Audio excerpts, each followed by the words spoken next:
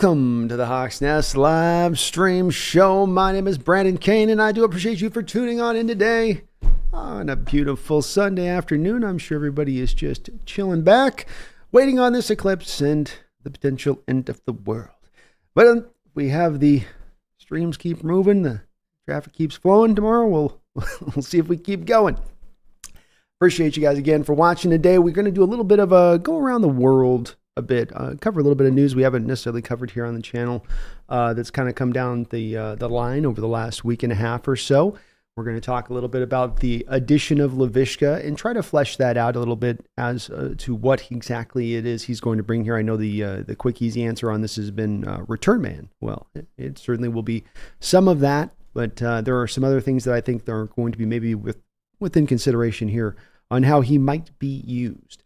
A nice little stat got presented today as well, or not today, but in recent days here regarding Geno Smith and his dealing with pressure, and something that I want to present to you guys because I just think it's part of the building of the case and the understanding of what Geno went up against last year and then how he dealt with what he went up against.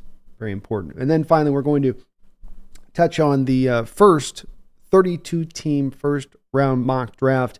I've gone through and taken a very close look at these teams to see where they're kind of leaning, trying to kind of get a feel for this. This is always something that I try to refine really closely along with the Hawk mock drafts on down as we get close to the draft. I think you guys will be very interested to see what I've got lined up here for this 32-team first-round mock. That's a mouthful. Boy, that is a mouthful. But let's start it off the top here with one Mr. Laviska Shenault.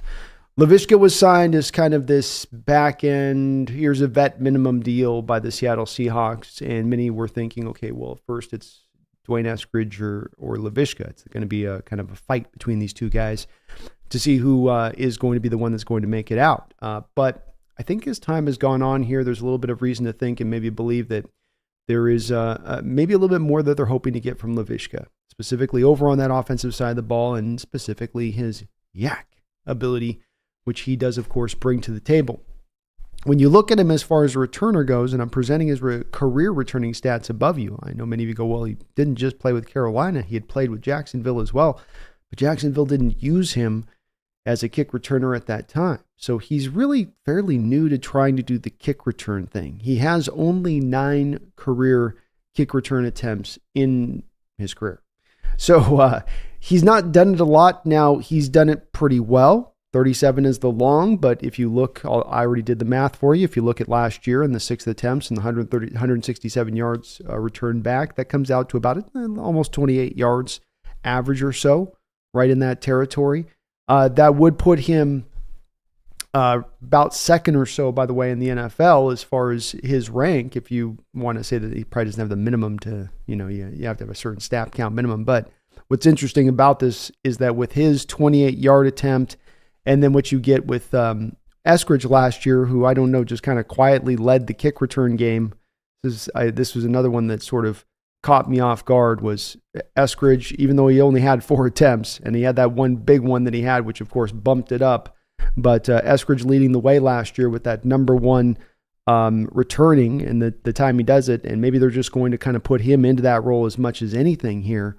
It just got me to thinking a bit that maybe there's a little bit more here as far as what they're looking to do with him, looking a little bit at his history again, and he's actually had his share of carries through his career. Why can't I say that today? 50 carries in his career, 252 yards, a 5-yard average. Really could look to be able to use this guy as both a bubble screen guy and a fly sweep guy. When this guy goes in motion, you're going to force that linebacker to keep his eyes on that moving receiver and then move that extra step. That's the point of the fly sweep. And you know when the fly sweep is working or when it's not working as far as what it's supposed to be doing pre-snap based on one thing. Lock in on the mic, get your eyes sighted right in on that Mike linebacker. And if you don't see that Mike linebacker take it just even an extra little step to the side, a little extra step, a little extra lean to the side, taking him away from the hole where the running back wants to go, that means it's not working really well. And if you go back and watch the film last year, for instance, let's take a situation like Tyler Lockett going in motion. Those linebackers would watch Tyler, he'd go through the motion, and then the linebackers would go, okay, I'm not moving. You're not giving it to Tyler. Because, of course, Seattle just wasn't really committed to running the fly sweep. That's why when they did run it, of course, it actually had a lot of success last year. They just didn't want to go back to it. But this might be something that I think Grubb is going to lean into a little bit more than what we saw from the prior regime. And this may be more of a part of his game that, they're going to look to build upon. He also had a tremendous amount of yak initially with the Jacksonville Jaguars when he first was starting out there, and they were trying to kind of more accommodate him in as a pass catcher. But he is a guy that just is a guy you got to get the ball in his hands. He's not a receiver, and I had meant to try to get a little bit of my old draft evaluation out on him because I think it would be pretty accurate to what we've seen from him as a player. He was going to be a guy that could be a weapon, but not a guy that you were going to lean on. And so many teams at that time were trying to look at him as this guy that they could lean on to become a sort of number two wide receiver at worst kind of situation. And there just wasn't the route running and the natural hands that he really was possessing coming out of Colorado that led you to believe that he was really going to be able to do that. But the bubble screens, the fly sweeps, that just throw him the ball in a little drag route and let him go work in space, throw him out into the flat. I'm sure many of you have seen there's a highlight film of just tossing him out into that flat, letting him work out there. I think there's a nice little opening here with this Hawks team right now as it stands for having another yak guy built in here who can kind of do this. And the one other thing that I think may not be a reason, outside of Eskridge not making the roster, certainly if he doesn't, then they'll lean on this guy. And with the kick return game now, remember, you need two guys back there. So I think you're very likely to have one or two of these guys both on the backside. This is John maybe thinking this new kick return rule is going to open up a lot of advantages if we can kind of take advantage of it. And now you have, technically speaking, the top two by kick return average, top two kick returners from last year to accommodate to this new kick return game, whatever that will bring. I know it's a small sample size, incredibly small, but it makes sense with Eskridge. It makes sense with him why he would be good with it. He's a tackle breaker. He's a guy it's more about being hard to bring down in the open field. He's only like a 4.61-ish kind of 40 guy. He wasn't your 4.37. He wasn't Eskridge, just a bundle of twitch.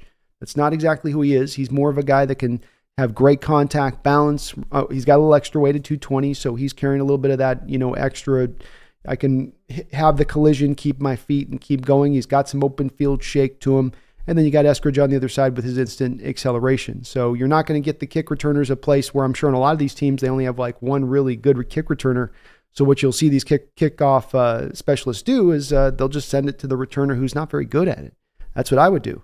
And that would be a way to maybe mitigate, even if you have a team with a real dangerous returner in order to get that done. But it's one of the real interesting rule changes I'm looking at this upcoming year. But bottom line, Laviska is going to be used, I think, in a couple of different ways. I'm not saying that they're looking to finally untap the potential everybody thought he was going to be when he was originally a second-round pick. But there is something here in this player that you can utilize, and it's akin, I think, to the situation with Cordero Patterson. Patterson came out of Tennessee running a 4.37, and everybody was looking at him as an upside guy to become eventually number one wide receiver.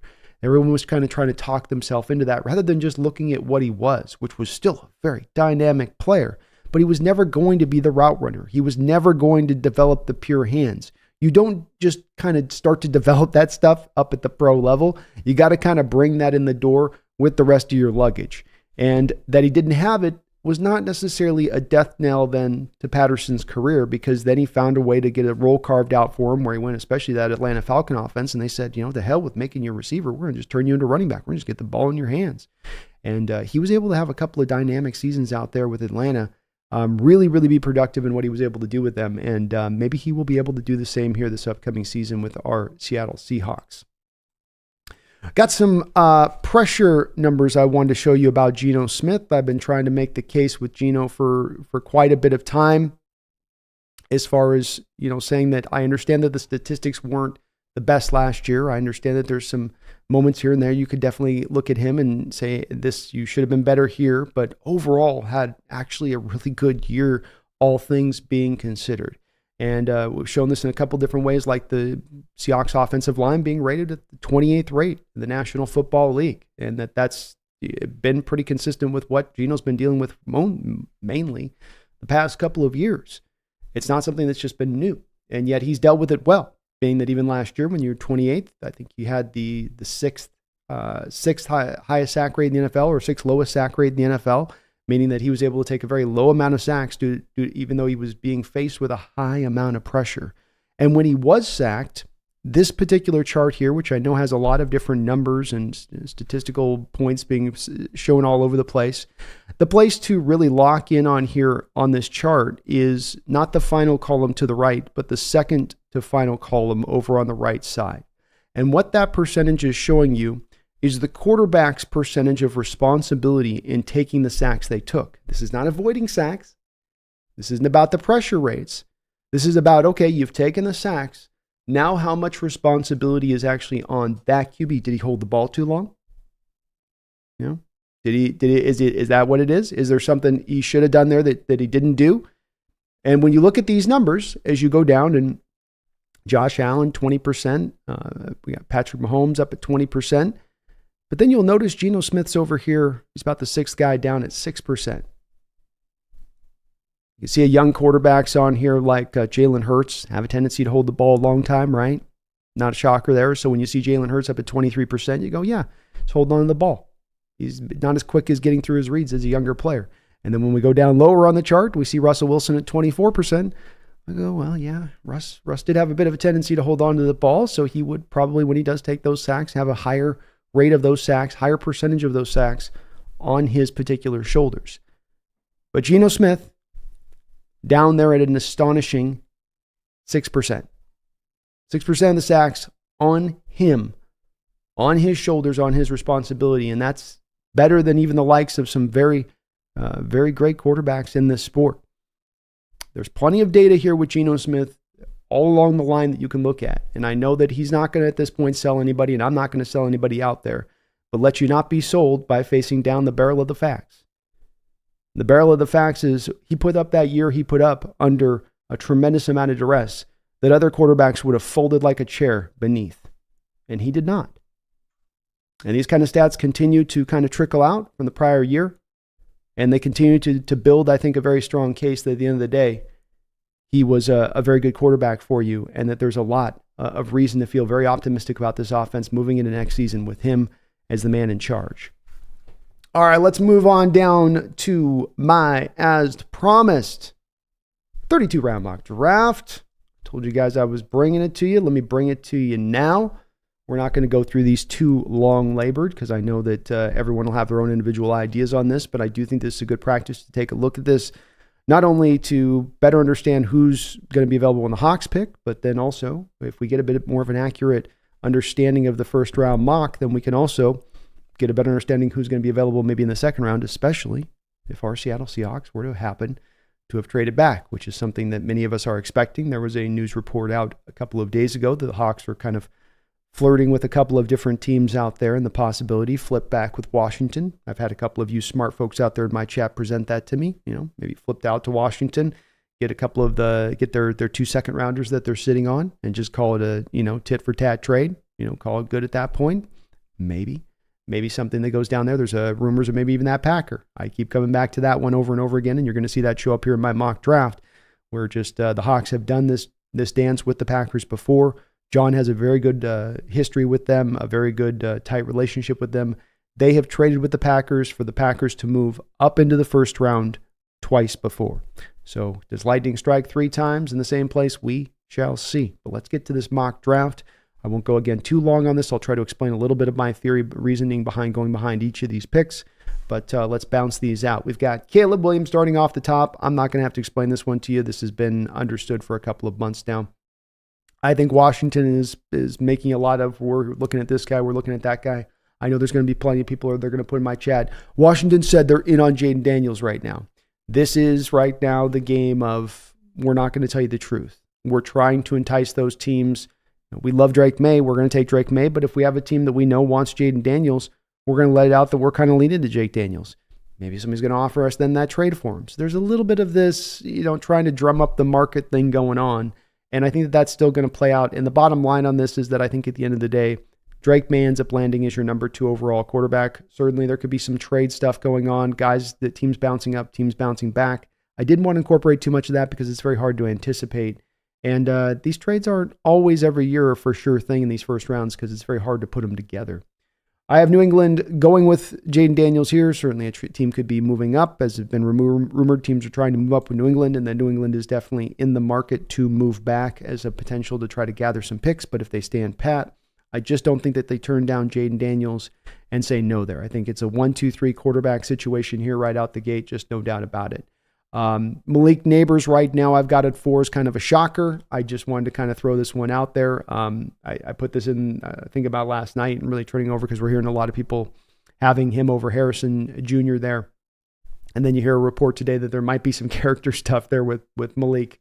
So I'm like, ugh, maybe I should have just stuck with Harrison. Could be Harrison, could be Neighbors. It doesn't really matter for the sake of this exercise because if it's Harrison here, then the team that's got Harrison a little bit later down on this board will then be the team that would go with Neighbors, I would think, or Adunzie. So I don't think it would really maximally change the opening round. I did this when I was talking to you guys a little bit about this last week. I think that indeed Minnesota tries to trade up in front of the Giants in order to get J.J. McCarthy. They trade up with the Chargers, who move back about 6 spots or so to 11, so they're still picking at a very high point in this draft. Marvin Harrison Jr. then goes to the New York Giants. At that point, this again could be Neighbors, but I think that the Giants kind of look at, they sort of are licking their wounds on this pick going, man, I wish we would have had a quarterback. But look, we need wide receiver help. The kid that they drafted last year didn't light the world on fire. Wan'Dale Robinson is a fine slot receiver who's kind of coming along a little bit, but they lost Saquon. They need some more ammunition to help out Daniel Jones. They've already got their left and right tackle right now. There's not a reason to go there at this point unless they're out on Neal. They're going to try to move his 6'7" butt down to guard, which I don't think they're going to do. Number 7, Titans. I know they're trying to trade back reportedly as well, but we'll just give them Joe Alt, which I think is again what they're just planning on doing if they end up sitting there. I go with Dallas Turner to Atlanta. Somewhat of a local guy, not too far away. This is a need for me with Atlanta. You get 2 really nice bookends between Dallas Turner and Arnold Ebiketie, and I think that that's a solid group in there to work with, along with still Grady Jarrett down there, who's still kind of getting it done, even though he's starting to get up there a little bit. So solidifies a little bit of what Atlanta's doing. I definitely think Atlanta is playing a little bit of putting some interest into their hat here a little bit on the Michael Penix front. We're hearing a lot of kind of some heat growing with Atlanta right now between them and the Penix camp. So this also could be, as I've long said, I know everyone goes, well, no, they got Cousins, but that's Kirk Cousins coming off an ACL, or not an ACL, but an Achilles. It's not necessarily, and it's older Kirk Cousins. You probably want to have, if you're especially in go-for mode, a little bit of insurance behind him rather than just, throwing down the coin down the wishing well and saying, please let Kirk make it through another year. Please let that happen. So number 9, Chicago, Olufashanu. They need a left tackle. This is a no-brainer.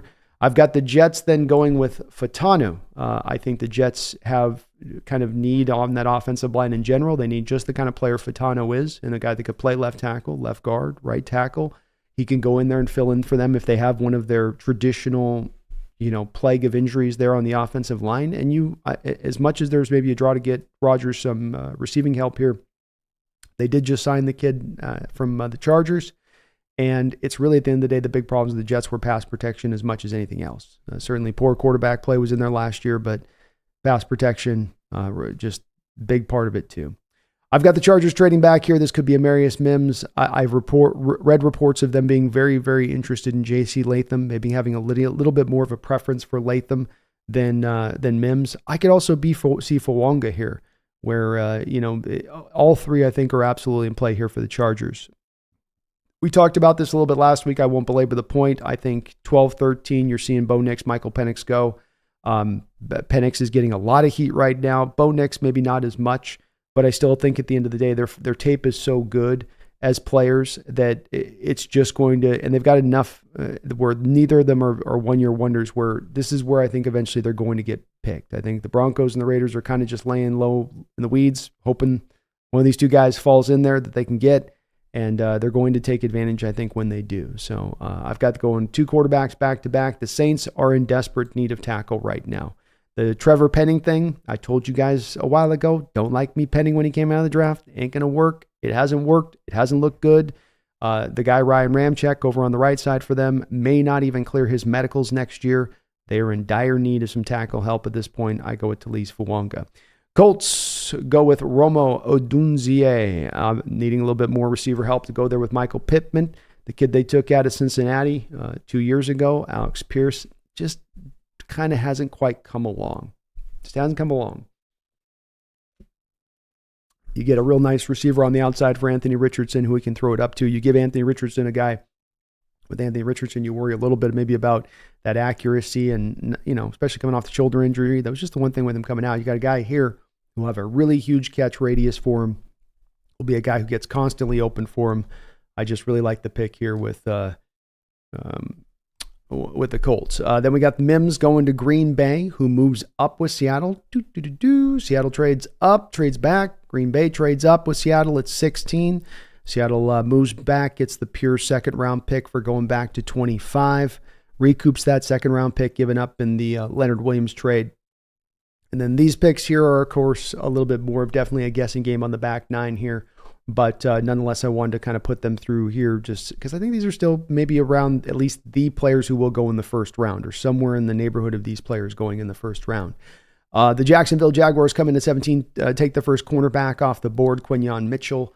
I then have Brock Bowers at 18 going to the Bengals. It's going to break many of yours hearts. I know this if the Hawks are sitting there at 16 and Brock Bowers is available, but I tried to do a John Schneider first round mock here. I didn't try to do a Brandon mock. Okay. So go blame John. Go yell at him on this one. Okay. I've had to analyze the guy's mind for a few years. This is just what the minds thing told me. Okay.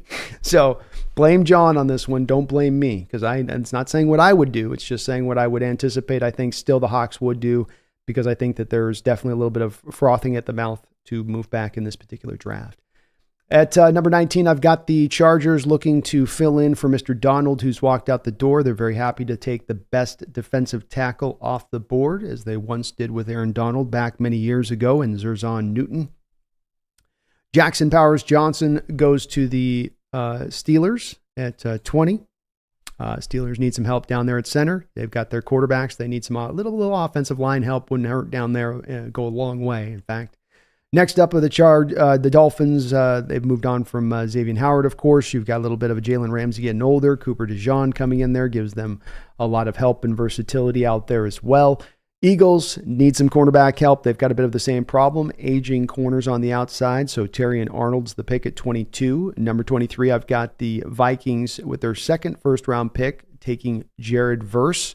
Now, the Vikings flipped a future first-round pick to move up in my proverbial scenario with the Chargers, but this could also be the Chargers in at this spot if it's these two first-round picks that it costs for them to move up to go get that quarterback in their future. If that's the case, I still think that there's a very good likelihood that this becomes a Jared Verse pick for the Chargers because they do not seem completely sold on either Bosa or Mack in the long term, and they've got to already start setting the stage for that, I think, or I would think from Harbaugh's perspective. The Cowboys need some receiver help, and Brian Thomas, they're just tickled that he lands in their lap. You pair him out there with CeeDee Lamb. That's a scary little unit for the receiving crew for them. And the Seahawks finally drafted 25. I have them then taking Graham Barton. You get your left guard filled in. You get maybe a center of the future, either or here, but you're getting the interior of offensive line handled early, and you still have your second-round pick later on here that you've picked up. Kool-Aid McKinstry, another cornerback, goes off the board to the Tampa Bay Buccaneers. The Cardinals take Byron Murphy. They need some defensive line help. Texas goes back-to-back in my scenario here as the Buffalo Bills, fresh off to trading Stephon Gilmore to the Texans, use a little bit of their draft capital to go after Adonai Mitchell from Texas. We've got the Lions looking to pair up Mr. Hutchinson with another good edge rusher over on the other side. And I've got that being Latu. I'm trying to pronounce that right at least. Let me at least try. Very good edge rusher. I think dips down a little bit into the first round. And then my last three picks, I've got Cooper Bebe going to the Ravens. This is a guy that I know is being pushed down a lot of people board, or that maybe he's going to go down over here. The Ravens, to me, are a team that's kind of synonymous of, we will just not overthink things, and we'll grab the guy that lands in our lap. And this would be a guy landing in their lap, I think, that's very much a Raven-type player. Big, burly, strong, and I think that they would feel very good about him coming in there and starting over John Simpson, who they had starting out there last year. I've got the Niners with their fans begging them begging them to get offensive line help, saying, okay, we hear you, you matter, and we're going to do something for you. And they take Tyler Guyton with number 31. And then the Chiefs say, hey, you know what? Can we get maybe one of the best route runners in this draft for this West Coast offense we run? And the rest of the NFL says, sure, Kansas City. Ladd McConkey ends up going to Kansas City at 32. A guy that I think would be just an absolute perfect fit for that offense that does, I know Mahomes is really great on the off-script stuff, but still has those tenets built into it of playing on script, on time. That's still a lot of a draw in to do that. So that would be my mock draft here in the, I can't really make it much bigger here. So you're going to have to, hopefully you can just scroll in on your phone if you're looking in on that. We had 7 tackles taken, 6 quarterbacks, 5 receivers, 4 cornerbacks, 3 edges, 2 guards, 2 defensive tackles, 1 tight end, and yes, a partridge in a pear tree. So that was my first round mock draft that I've got, the 32 first round teams. I think this would then, theoretically speaking, you're going to have a good dip at this point. Still, I think of it would start to lean out a little bit of the wide receiver and a little bit of the cornerback market, corner prospects, which is one of the deeper fronts. But of course, middle linebacker goes untapped. Edge is not really strongly hammered like it normally is. You still have your safeties setting up really well for the second round at this point. Obviously, running back's not been touched here too by this scenario, but that's not a real big shocker. Running backs, tight ends. I mean, others other than Bowers, no surprises there. So this would work out pretty well for the Hawks, I think, in a first round scenario too, for them setting up the land for the second round, where you come back middle second. Devondre Sweat, a junior Colson maybe going middle linebacker if there's a bit of more of a preference there, and you've already theoretically at least addressed that left guard position, so you can go, oh, we're good to go now. We can slide on into looking at other positions, and we don't have to feel like we got to go back in and grab this need. You took Barton there too in a place where there's at least some good value. I know I told yesterday we're doing the show and I was saying I wouldn't have Barton taking the first round, but this again, not a little bit about necessarily what I would do, but what I would maybe suspect John might be leaning towards wanting to do. I thank you guys for watching today. Please do, if you could for me, hit that like button. Let me know about what you think on my mock draft scenario. Am I crazy? Is there a guy that I should have gone in the first round that I left out that you would have liked to have had me include? Please let me know down in the comments below. I do thank you guys for watching the channel and checking out the videos today. We've continued to have some really great growth. I wanted to put another word out to you guys that I've kind of built on a secondary channel here that I'm going to really start to push a lot of shorter content for. It's one of the long requests I get on the channel is, hey, can you start to, get some of these shorter clips cut, some sizzle reels cut, just some quicker stuff that's a little bit easier rather than the, 3, 4, 5 hour live streams that we can tend to do here. So your request is my demand. I've created this alt channel. It's called the Hawks Nest Clips. This channel is going to serve as being just a channel that's going to feed the clips from the live stream shows. So if you guys want, get subbed up to that channel. I will be growing that and growing this because that's one of the more highly recommended items here on the channel that I just haven't had a chance in recent history to get around to, but we're about to get around to it now. So we're going to start to knock this out and get some of that stuff, get some more content out to you guys in that way. It's meant to be just kind of fast, quick. We're not doing a lot of high production stuff over there. That's why I wanted to separate it from this main channel, is have it just be something I can do quick and fast a little bit, where sometimes over here I can get caught up on certain projects that can, be a little bit more intensive. Thank you again, guys, for watching. Thank you to the sponsor of the show today, Underdog Fantasy. You can utilize Underdog Fantasy today. Utilize my code. It's in the top link in the description section below. That's NEST, and they will match you up to $100 of your first deposit. Thank you to Underdog for sponsoring. Let's see how you guys are doing here in the chat today. Megan, what's up? Hello. Daniel Barry, what's up as well? Megan says, I have no idea how I feel about Laviska B, so we'll be interested to hear your thoughts. Oh, that's why I wanted to do this, is I think that there's a little bit of confusion and uncertainty a little bit regarding what he's here to bring the team. I think that when we do hear that his contract is fully guaranteed, even though it is a small contract, I think that is an indicator that indeed they're going to look to have a role here for him. Kronos, how you doing? It's good to see you. Space, what is up? Holy hand grenade. Hello, hello, hello. Brian Mars in the house.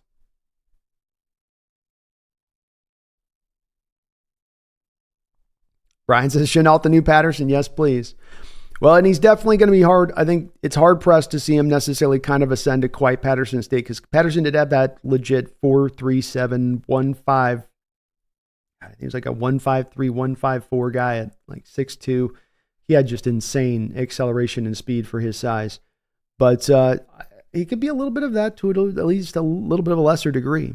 And, you know, he gets around guys a little bit different than Patterson. Patterson wasn't as much of an ankle, of a tackle breaker as he's just he'll punish your bad tackling angles because he'll hit you with the acceleration you didn't think he was going to have at that size, and he's just kind of by you.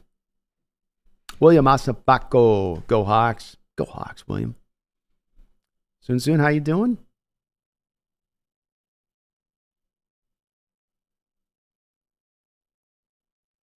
Devondre Sweat got a DUI. No, he didn't. Did he really?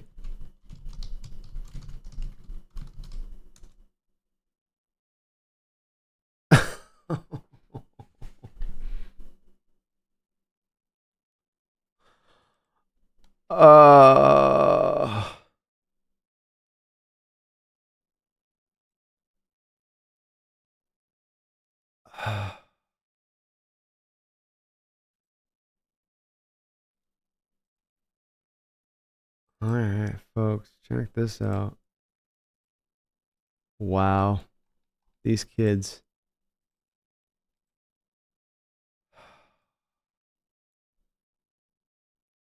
There you go. 2024 NFL Draft Prospect. Former Texas star Devondre Sweat arrested on a DWI charge. Arrested by APD. Austin Police Department. Well, that's not good timing. That is what we call not ideal. This is definitely going to lower Mr. Devondre Sweat down the board. Goodbye second round pick at this point. Probably now becomes a third. Man, it's not exactly the bomb gas mask on draft day, but we're 2 weeks out. Timing, not good. Not good.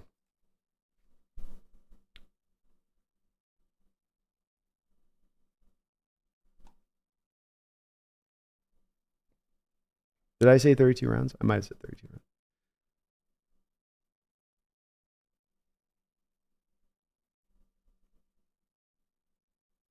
Yeah, Brian, record predictions are a little early until we have a little more feel on the schedule.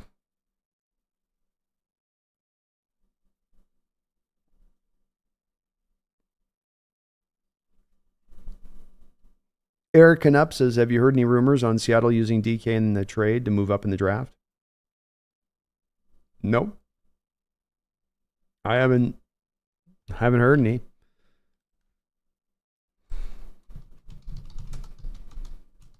Let me type in, see if Google's got anything here in the last month. Let's see if there's last month.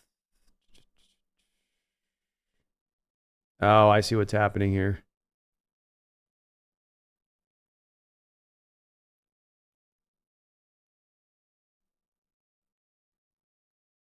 So Chat Sports, Eric, put out their thing with it. But that's just Chat Sports doing what Chat Sports does. There's no legitimacy to that. The trading of DK thing just doesn't add up to me. The part that I think so many get lost with it is just Seattle's going to need $23 million. Yeah.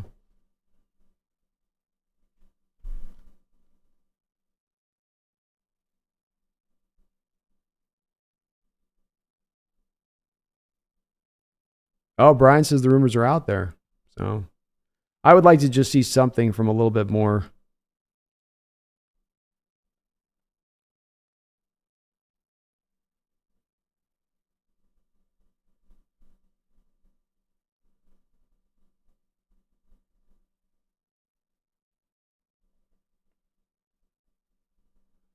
I guess now that I'm looking at it, there's a lot of these popping it out. Seems like some of it's coming down from the Buffalo's need for a receiver situation. I can't see DK being really, really on board with wanting to go to Buffalo. That man wears full-length sleeves in the middle of summer. He's not. I don't think he's going to be doing Buffalo. But I'll look a little bit more into it, Eric. See what there's any more. I mean, I always look for just a little bit more legitimate sources on this. But hey, man, sometimes where there's smoke, there is fire. I just, you're not getting the value back you think you're going to get for moving him. You got to eat all that dead money. Spaces, is there anyone I would trade up for? I would trade up for Caleb Williams or Drake May. I wouldn't trade up for any other player. Max says it looks like Pumpkin is looking intently at the draft list. She's been studying with me, man. I've been here crushing tape, and she's been right here crushing it with me. She's like, he doesn't use his hands. I'm like, did you just meow that? Yeah. Say it again. He doesn't use his hands. Oh my God. She's a scout.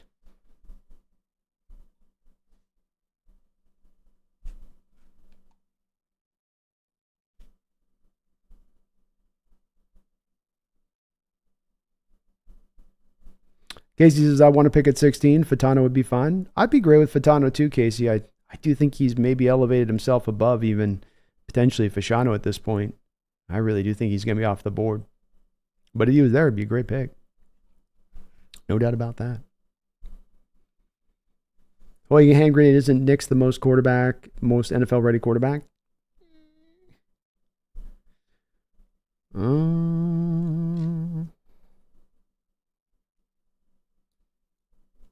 don't know. That's probably debatable. That's got to be debatable, right? Maybe. I don't know on that. You probably could make an argument for about 2 or 3 guys in this draft to lay hand grenade. And I don't know if I'd be certain about any one of them. As far as being technically pro ready. Everybody could probably stand to take a year. Well, I don't know. Tough question on that one. He played in such a simplified offense that, okay, now he goes to the pro offense and he's ready to cook. Theoretically, he's had 55 college starts. He should. Hard to say, though. Femi says, oh, I guess we get Brock Bowers. It's possible. I think that in my scenario, like you guys saw there, I mean, there's certainly a way for him to slip and fall. It doesn't take a whole lot. And in this scenario, 6 quarterbacks go in that first round. Somebody's slipping to you. And because I think there's going to be a little bit of a tackle run here, because I think that the top-end tackle talent falls off very quickly once you get out of the first round. It doesn't fall off bad. There's some decent guys out there to look through, but it goes from Alt Fashanu and Fatanu down to Jordan Morgan, Javon Foster, Delmar Glaze, who maybe at his best moved into guard, Patrick Paul. These aren't guys that are at anywhere close to the same level to me of the other tackles in the draft. I think that's going to cause those guys to go a little bit faster. The teams are going to push the value on those particular players a little bit more.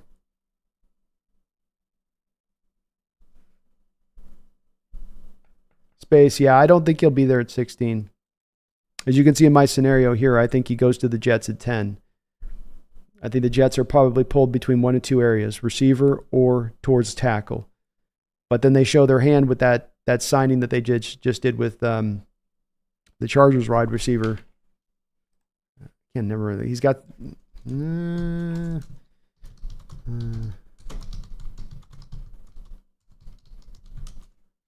Mike Williams.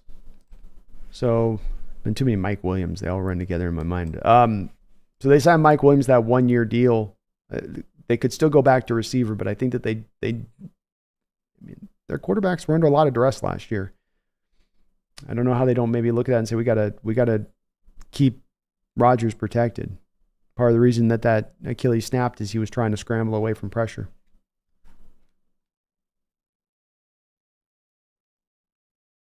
Tommy says some people say Nix may slide to third round. That might be why we talked to him too. He's a tough guy to exactly measure where he exactly will go. It's like Penix. Where will he exactly go? And the NFL teams may look at that offense in the way many fans did, Tommy, where they go, so simplified, this thing won't easily, quickly translate for you going to the pro level. I think, though, that his production was so good, and his tape is, at the end of the day, really good. He throws very nice anticipatory throws. Is he going through a lot of reads? No. That's valid. Really good mobility, good arm strength, puts the ball in an accurate place, 77% completion percentage, and there's some missile throws down that field last year. He wasn't Penix, but there were some throws he was pushing the ball. But we'll see. Eric says, I'm not sure why, but people think it would be a good thing. DK is too valuable to Geno if you want Geno as the starter. It's a topic here that's definitely been crushed on a lot, Eric, where there are people that will come in and it slowed down a little bit this offseason, frankly, Eric. It was really getting hot throughout the year where people were really on board with this. Well, this is what we should do. And I don't understand it as well. You tend to have a really good player who's really highly productive, who's out there every single week playing his butt off, who plays hard in every facet of the football game. You don't tend to have fans looking to find ways for that to move off of those kind of players. But you have heard it from a contingent of Seahawks fans. And I certainly haven't liked to see it. I don't agree with them, but I'll acknowledge their presence. That's for sure.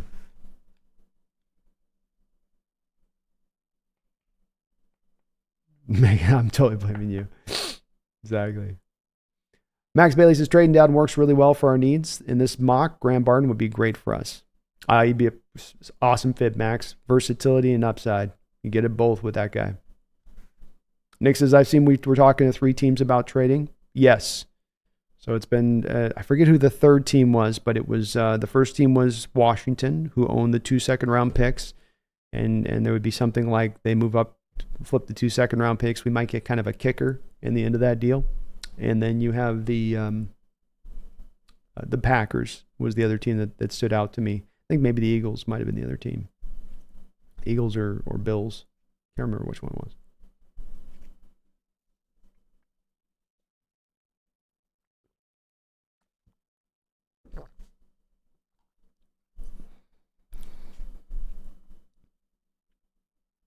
Max says, I wouldn't mind us picking Quinyon Mitchell or Brock Bowers in that situation. Nor would I, Max. Those are 2 guys that I have rare blue chip grades in this draft put upon. Quinyon Mitchell's my only guy in this draft I have a blue chip grade on, so defensive player. So if you have one of your opportunities to pick one of those 2 guys, I definitely would be okay with going that route. They're going to be really good players.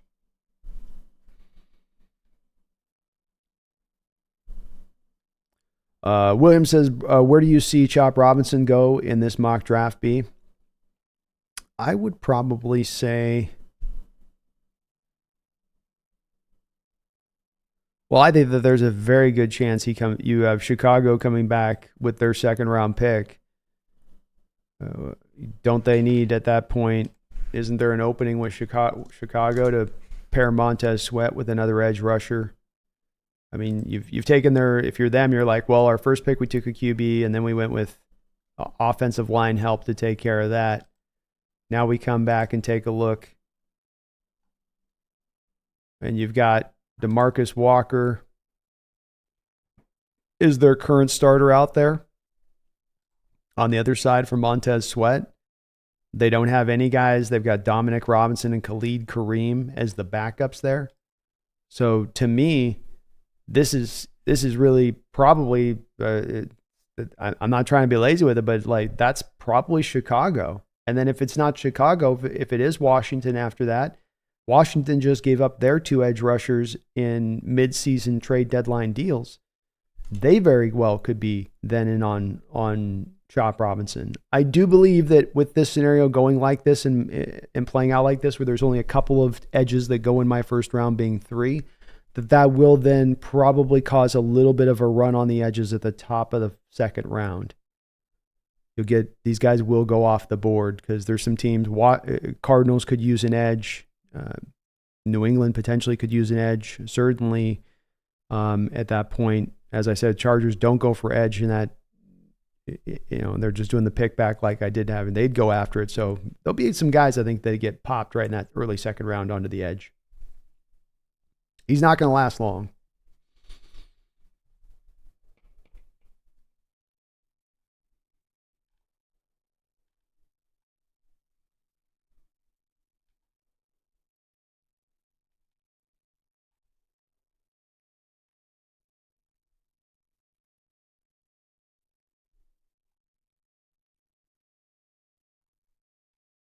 Brando2345 says, personally, I'd rather have Cooper Bebe than Graham Barton for the Hawks. I know most people want the opposite, though.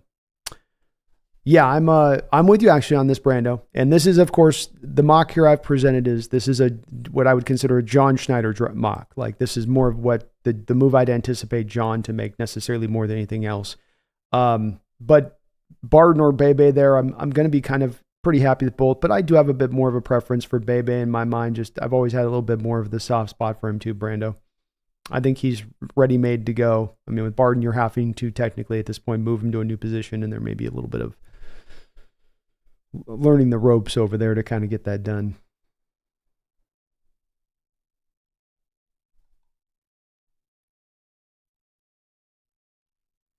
Meg says Bebe to that Ravens, hell yeah.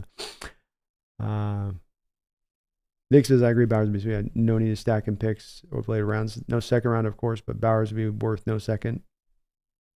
Not to say we couldn't still get a second. Yeah, you might still be able to find a way to do it too, Nick.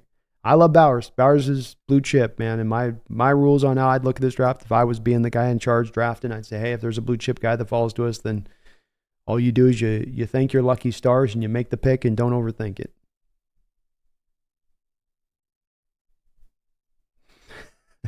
Herbicide starting the gorilla talk early today. Whole army of fishes, silverbacks, just charging at you. That'd be scary. That would be pretty scary. There's not a lot you're going to do. You ain't going to out climb them. Like, I'll just get the high ground.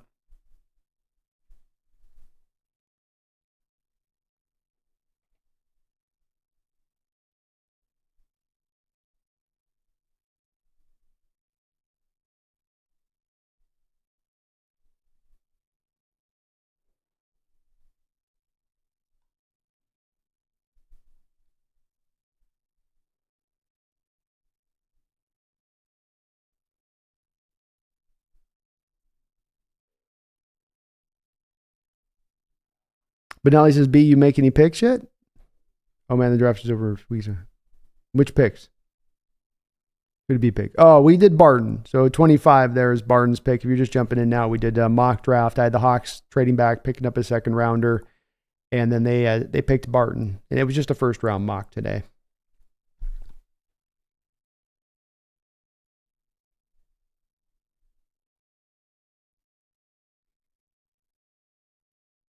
Dead Center says, it's just too damn hard to not drive after drinking.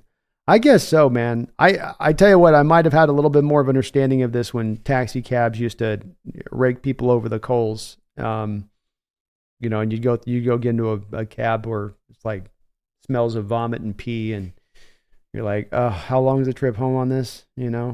Now you can get Ubers. I don't get it.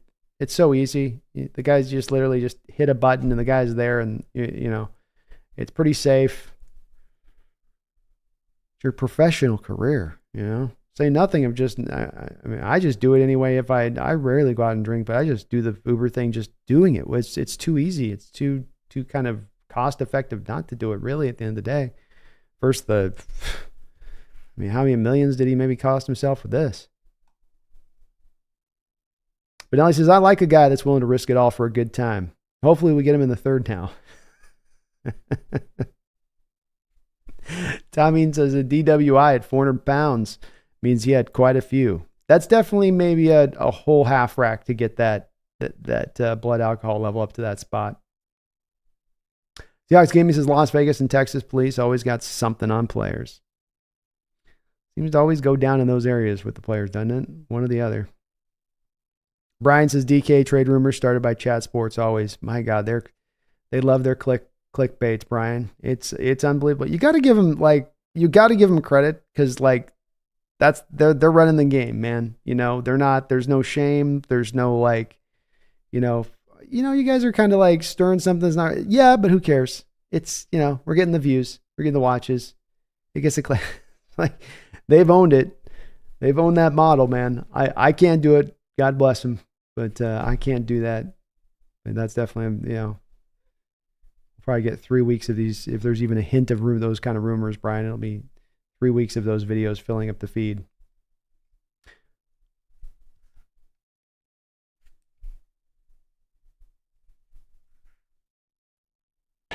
Yeah, Tommy, $23 million DK contract.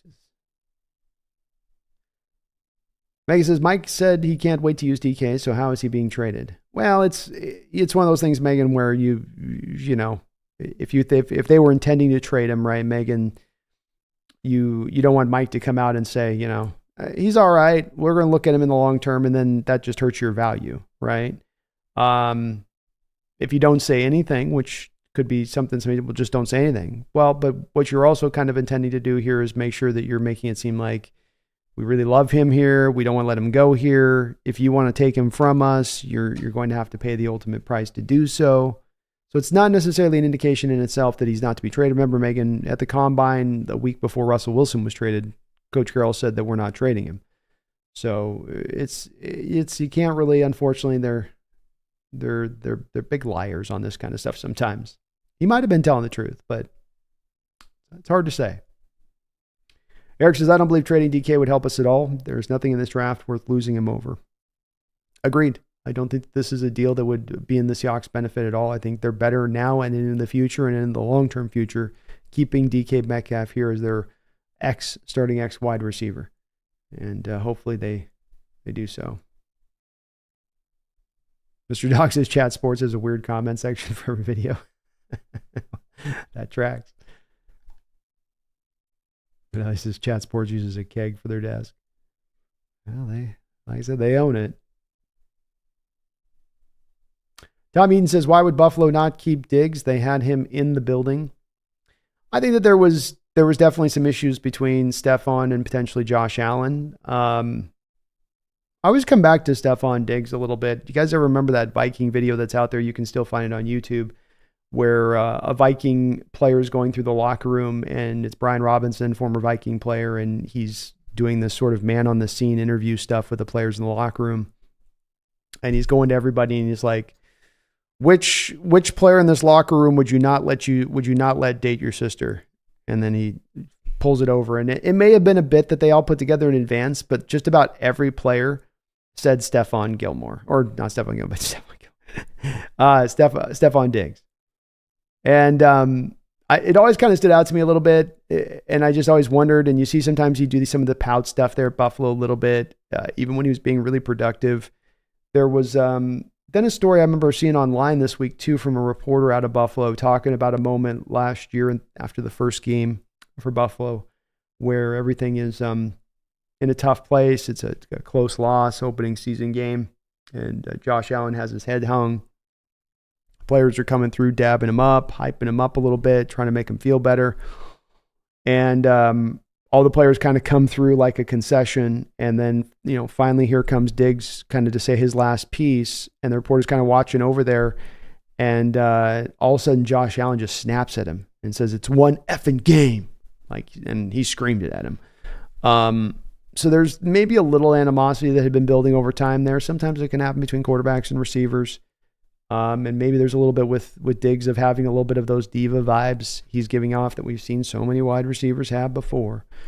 But it definitely wasn't for their benefit moving him, because you see with the Buffalo Bills, I think they ate a ton of dead money to move off of him. They got, they did get a second round pick, but it wasn't necessarily something that's going to help them or put them in a better situation. And yeah, Tommy, teams would have to compensate us royally for the $23 million. You're already going to have a hard time, in my opinion, Tommy, getting that proper compensation just for DK and what he brings to the table for what we should expect in return. You add that $23 million, and it's almost like, and you need to double it with the $23 million we're having to pay here, which is unrealistic, of course. But it's also realistic to ask for it, to say, look, you got to pay for the dead money we got to hit on this too to do this. Benelli says, Brandon, who's your first round selection? I missed it. Oh, I'll post it back up here. So it's just, I've got Graham Barton at 25. Seahawks move back from 16 with the Packers to 25. The Packers take Mims at 16. They need some offensive line help. And then the Hawks take Graham Barton at 25. And they pick back up a second round pick at this point, Benelli. Yeah, the big Duke guard.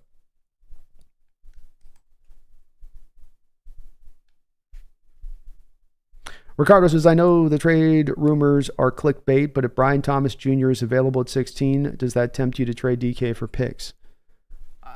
No, because again, for me, Ricardo, with it, I like Brian Thomas. It's a bit of a one-year guy down there in his production so far. I don't think that he's ready to ascend to where DK necessarily is.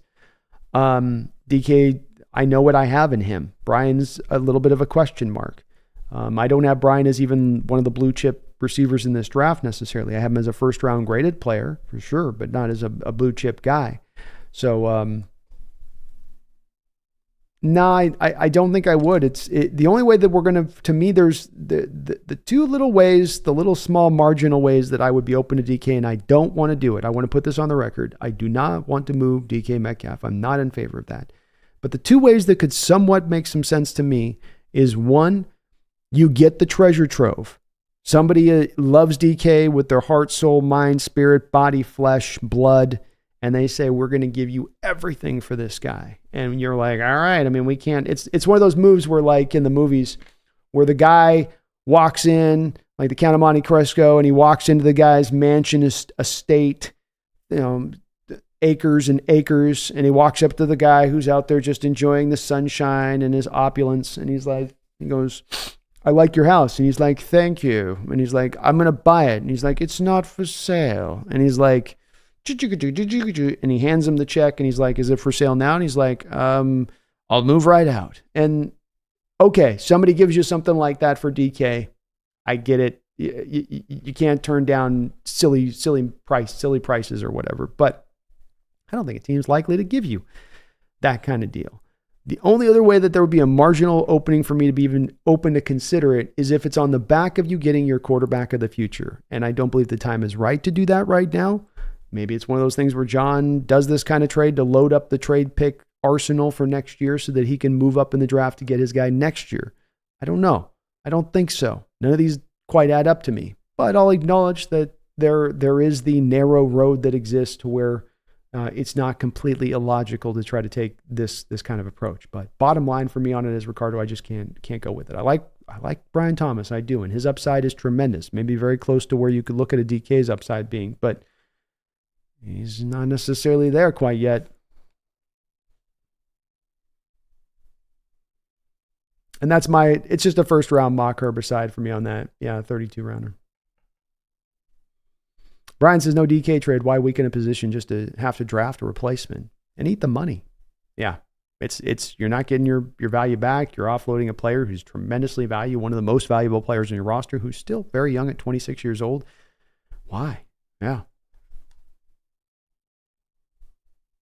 Benelli, when we traded it back, what was it for? It was for the Green Bay Packers second round pick. Space Rogers is playing this year. Yes, sir.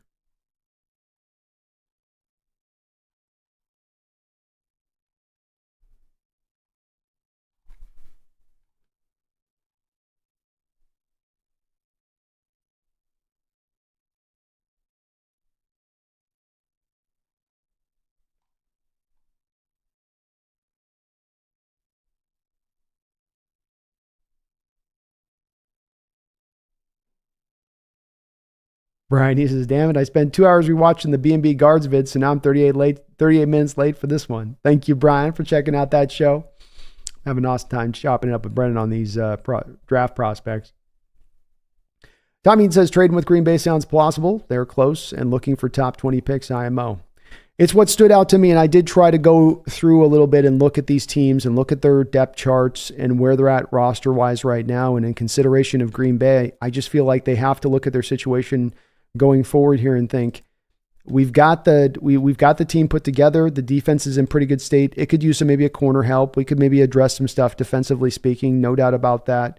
They've dealt with the running back position now where they've got some strength there, and signing Jacobs as they have. receiver could make some sense, but then you do come back to Jaden Reed, Romeo Dobbs, Dontavian Wicks, Christian Watson. These are their top 4 receivers from last year. All 4 of these guys are really young. And remember, you even had Bo Melton at the end of the year going off for that Green Bay offense. This has not been a team that necessarily has, traditionally speaking, being Green Bay, gone for the wide receiver in the first round. They tend to take that second round approach to it. So they have gone for first round, to me, offensive linemen in the past. They have gone for first round tackles in the past in their outlook. And that's why I had them go with Mims. Right now, Zach Tom, the old Wake Forest kid, is currently their right tackle. And this was a kid coming out who was a fine prospect, but to me, more of an interior guy that you would want to put on that offensive line. He wasn't a guy that you wanted kicked out over on the outside like they've kind of got him projected to do. So you get a Mims guy in there, and that solidifies everything for them offensively and just couldn't do nothing but help Jordan Love. And certainly would be, to me, I'm building the case on this. That's the reason, that's the onus that drives them to then move up with Seattle to go and make that pick, to give up their second round pick, because they're like, we're not going to find this tackle at 26. Mims is not going to be here at 26. And they might look at Mims as one of their highest rated tackles in this entire draft. In fact, I'm sure that's what Green Bay would tell their fan base if they made that type of trade. Herbicide says, I feel bad for Penix having to go to the Donkeys. Well, Peyton might be a good fit for him. He's going to be able to execute Peyton's offense, I'll tell you that.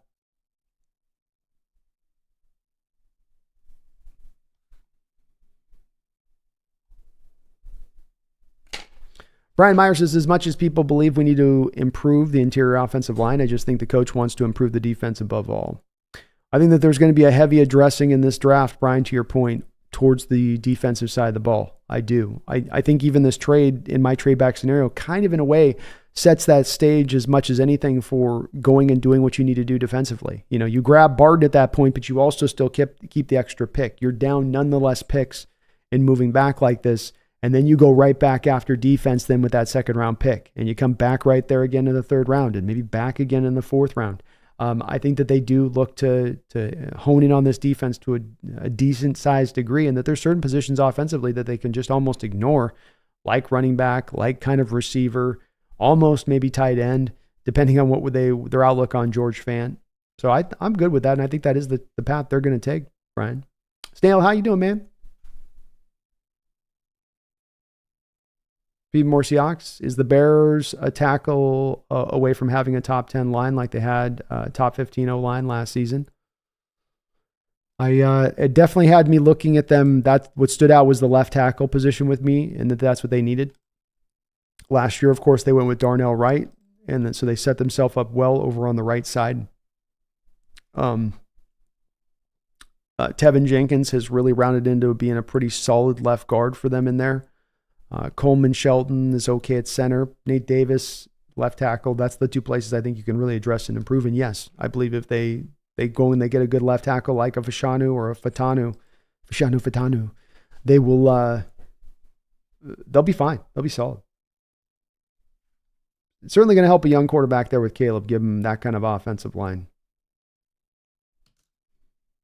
Herbicide says, I hate to be the first one to say this. We ain't going to draft Barton. John never goes in the direction we think he does. You think he goes.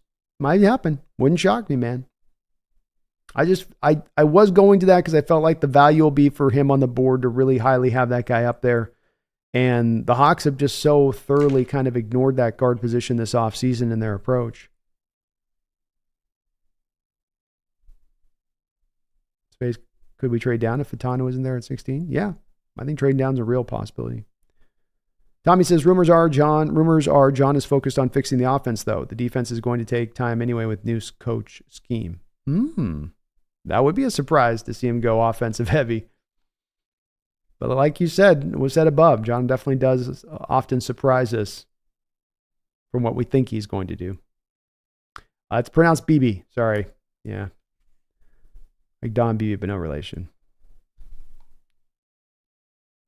Thomas Charter could get a haul if they traded back with the Commanders, but they would end up out of the first round altogether. It's true. It's true, Thomas. I think that's one of the real situations they're looking at playing with right now as far as the possibility goes. Tommy says it's actually not hard at all to call an Uber. It's what adults do. It is. It's not tough. It's not that expensive. If you're out there spending money on drinks in a bar, then, and what that costs, then you've got plenty of money to go get yourself an Uber.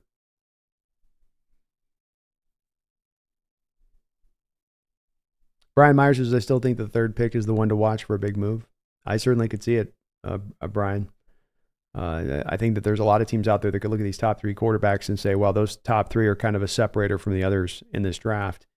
Or fall in love with just one, be it a Drake May or a Jaden Daniels, and then, pop on up there and say, we're going to give up everything to do it. And New England seems really open for business here a little bit.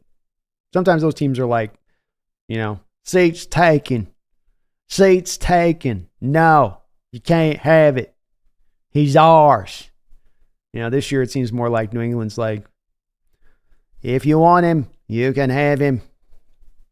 But you better come get him. This is Massachusetts. We expect trade capital returned to us in the highest of orders. We will want multiple first-round picks. This is a prerequisite.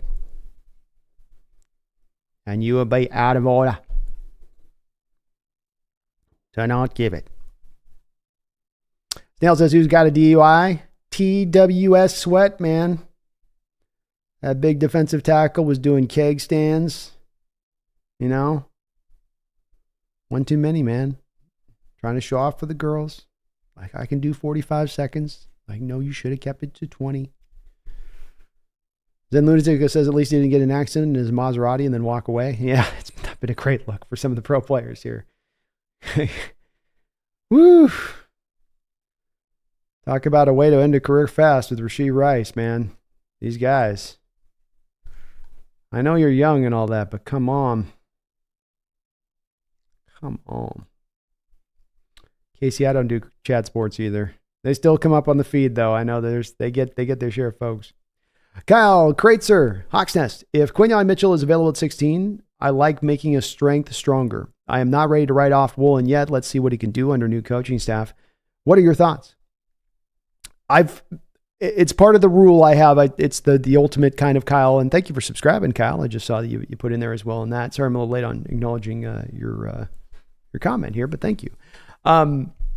I've really been driven, Kyle, by a thought process that there's about 10 or 11 guys in this draft that I've acknowledged and placed upon and said, these guys to me are blue chip players. And 9 of them are on the offensive side of the ball. 1 of them is on the defensive side of the ball. That's Quinyon Mitchell. And Mitchell to me is a blue chip prospect because he's a complete prospect, physically can do it all. He brings ultimately as good a ball skills to the position as I've seen in the last couple of years coming out of the draft. He can tackle. He's ready, made to go right now.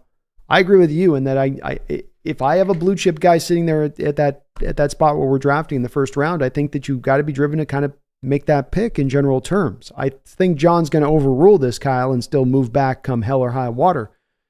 But Mitchell is the real deal to me. He is a separator from the other corners in this draft. He deserves to be a blue chip guy. The guy's been, I think, the top rated PFF corner, the back-to-back, the past 2 years. You throw any ball in his near vicinity, he's picking it off. He's the real deal.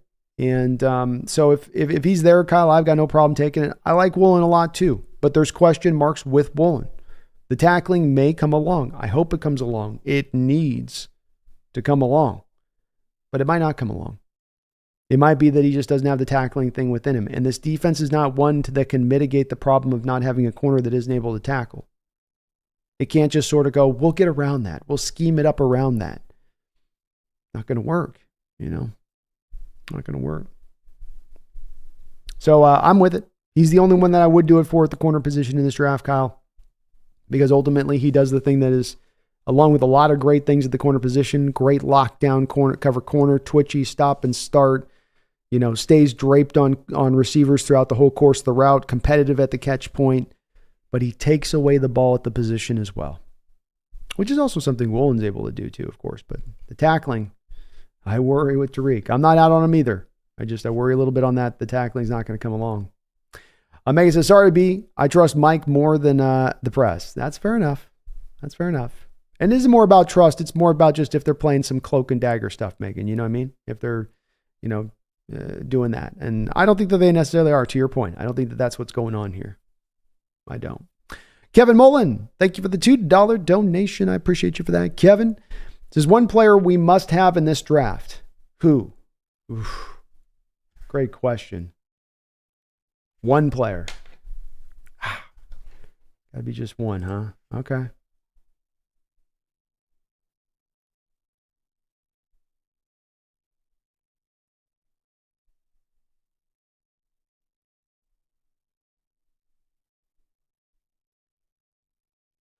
I keep coming back to over and over again. It's not the highest rated guy in this draft. It's not the a blue chip prospect in this draft. It's none of these things. But the guy that I keep coming back to, and I've watched this film so very much, he's not a perfect prospect. There's some things in his game that you go, oh, but overall you can see the potential and upside and the flashes of the upside he's going to bring long term. Junior Colson would be probably the guy for me. He's been my favorite middle linebacker in this draft for quite a bit of time. I think he's a complete player for the position. He knows how to run this defense from day one. If you need him to come in there and do that, I think he's a guy that you can, build around within this defense. He would probably be the guy that I would look to try to come out of this draft if I could. It would actually be maybe another Michigan guy, if not him, like Sanistrill.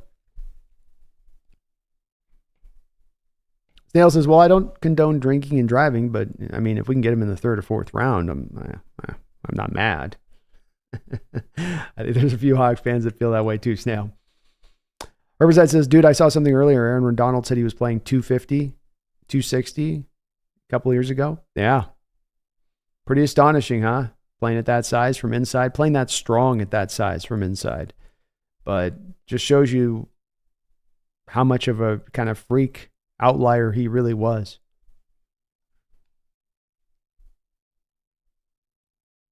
You Mad Bro says, hey, Brandon, if Mitchell fell to us at 16, would you pick him and trade Woolen? I would love to see Mitchell and Spoon in the new defense. Thanks for all you do, man. Love your analysis. Thank you, you Mad Bro. Appreciate that. And yeah, I wouldn't hesitate for a second to take Mitchell. I think if you're sitting in this draft at 16 where we're picking and you have one of those 10 blue chip guys fall to you, you just thank your lucky stars and you make that pick. And if it happens to be Mitchell, then you make that pick. I don't know if it even has to mean at that point that you're moving Woolen. You're just building up a thing that you want to become a strength. Because the thing we have to remember a little bit with this is that the thing that undid Wink Martindale with the Ravens was not that the scheme no longer worked. It was risky. It took too many chances.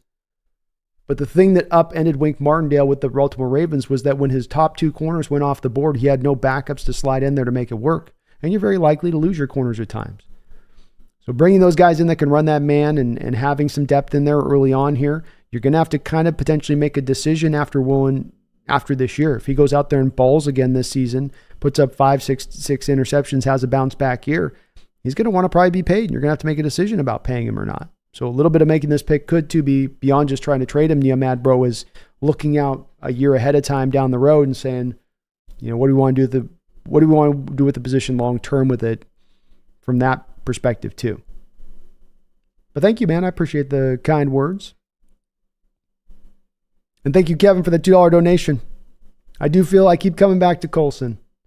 Try to find another answer there that jumps out to me, but I do just kind of keep coming back to Colson. That's my linebacker. That's my equivalent of Costner in draft day with the linebacker that he had to go get one way or another. That's my equivalent. I ain't taking him in the first round, but Brian Myers, I've seen some wacky debates in the chat sports commenters. They probably got that. Knowing them, they probably got like fake AI commenters in there, Snail or Brian.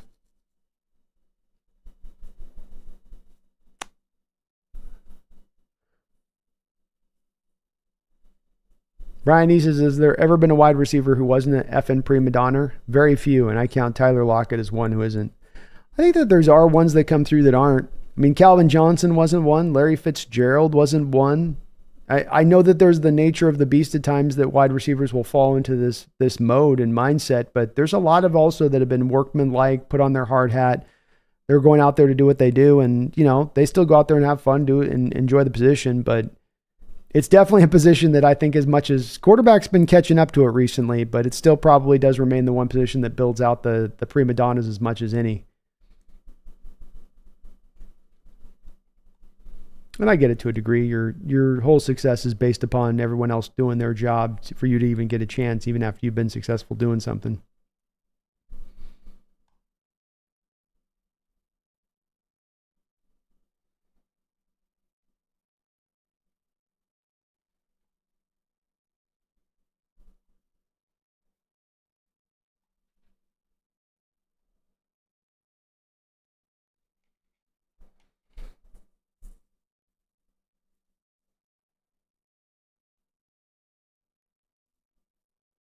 Tommy says, I guess the question is, if it is a quarterback of the future we're trading DK to get now, who would we be willing to trade for a chance to get at a quarterback?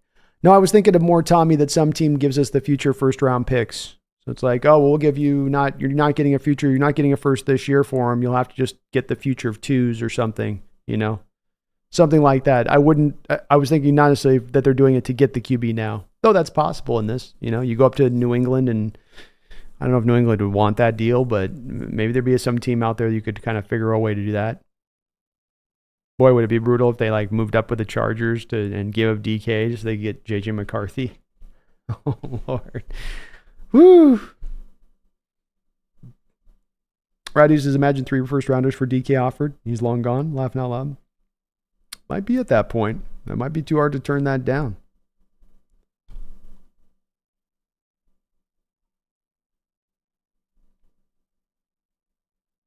Brady Warner says, I'd hate to see DK gone if not for a big haul. Me too, Brady. I'm definitely not advocating for wanting him to move, but these rumors do fester. Spaces all hell's gonna break loose tomorrow. Got the eclipse tomorrow, Herbicide. Ricardo says, I can see Buffalo offering a first and a second, but I doubt any other team offers more than that. It's been the track record, historically speaking, Ricardo, is that you've seen number one receivers only go for 1 first-round pick. And if you're going to get more, it's hard to see yourself getting more than that. Second-round pick is an equivalency. It really is. And that's why I always come back. It just doesn't make sense to do it because you're not going to get the value back. You got to eat the dead money. You'd prefer him to stay on the team.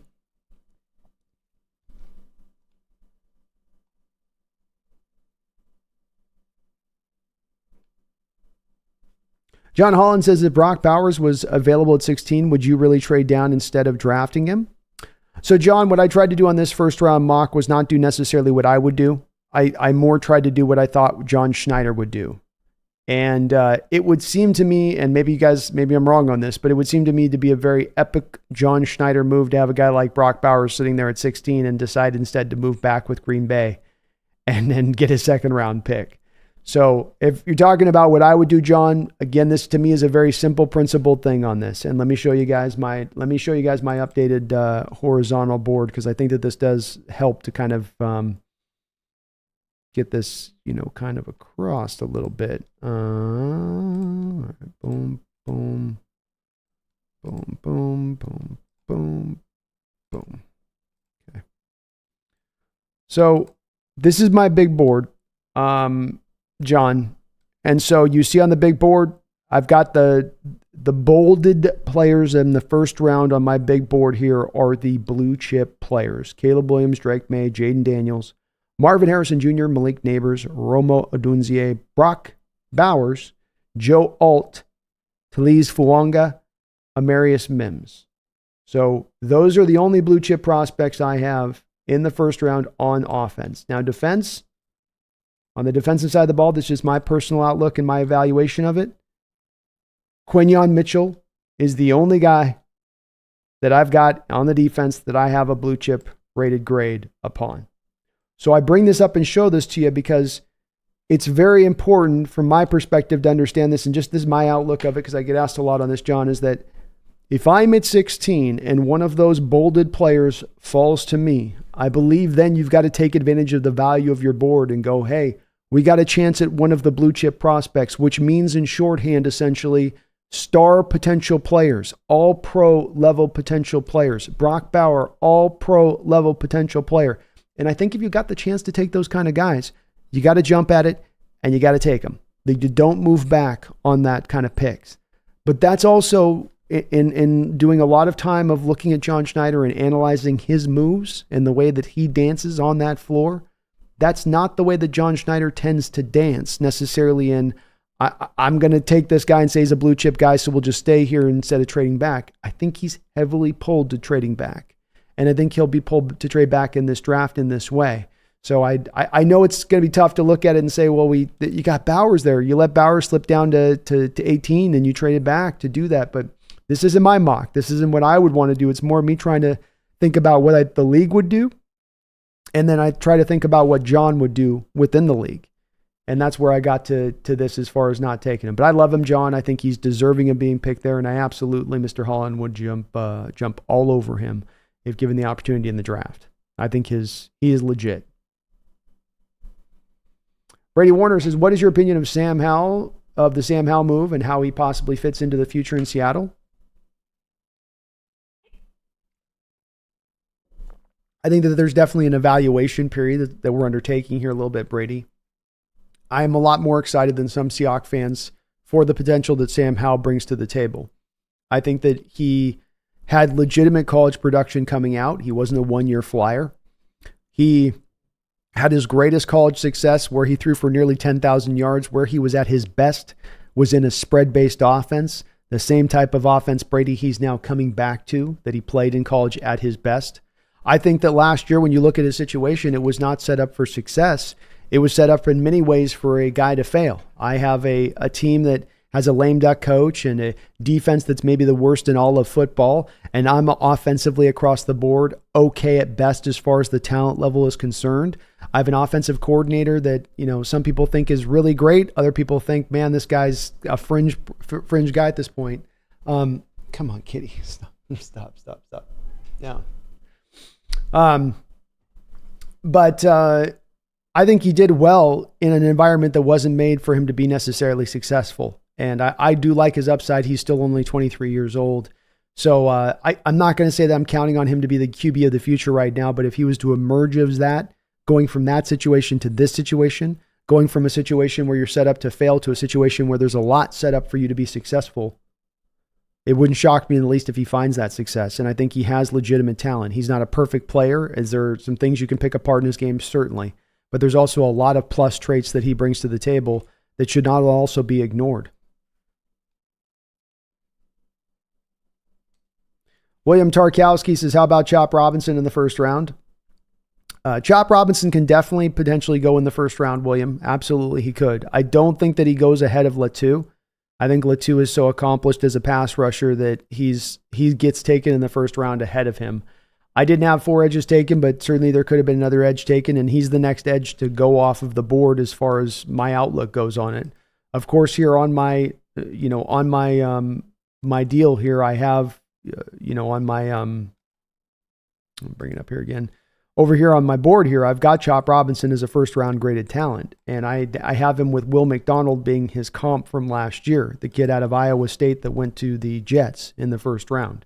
So certainly he could get taken in the first round, but of course in drafts, it's not always about just the first-round value. You do get your reaches and needs and players being taken who shouldn't have been necessarily taken. There's always a couple of those in every one. And if Chop doesn't go in the first, William, he'll definitely go very quickly into the second.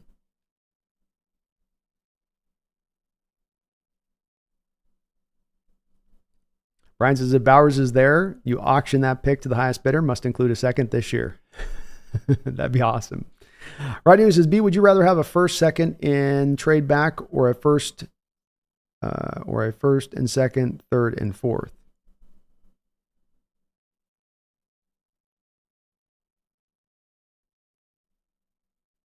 Probably the latter, Radu. Or the third and fourth. The latter would be more pure draft capital. Herbicide says that's an Austin Boston accent. I'm telling you now, it's not an awful Boston accent. It is pretty bad.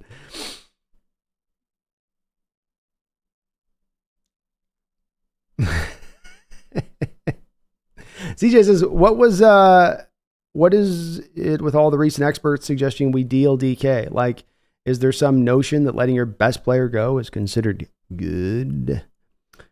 I don't understand it, CJ. It's something that gets mentioned here a lot on the channel and throughout the season. Certainly when DK had his moments that were hot and spicy on the field, I get people into my comment section after the games going, oh, this is why we got to do it. But I don't really particularly understand it. I think sometimes, and in this case, I think there's sometimes people are just trying to kind of drum stuff up, and it sounds reasonably good. Like, well, new regime in Seattle, Buffalo now needs a receiver. Let's put this trade together. It's like, okay, but they're doing kind of just that surface level of a look at it in their analyzation as to why it would work. They're not looking at it with any depth, which just to me makes it all that much more unlikely. But I don't get it either, CJ. I wish it would quiet down, and hopefully at some point here, maybe we'll sign him to another contract extension, and it can truly at that point quiet up just a little bit. I'd like to see it. Sajin, thank you for the $10 donation. I appreciate you for that. Sajin says, what would Christopher Watkins say concerning the Seahawks draft this season? Well, Seahawk fans, it's easy on this. Many of you worry. I see you now, worry. What we're going to do, I don't know. Quarterback, no. Trade DK, no. What are we going to do? I'll tell you now. Listen, I'm going to tell you quick. This is what your team's going to do. Trenches. That's how you win. Down, inside, big boys, wide, bodies, and get you there all the time.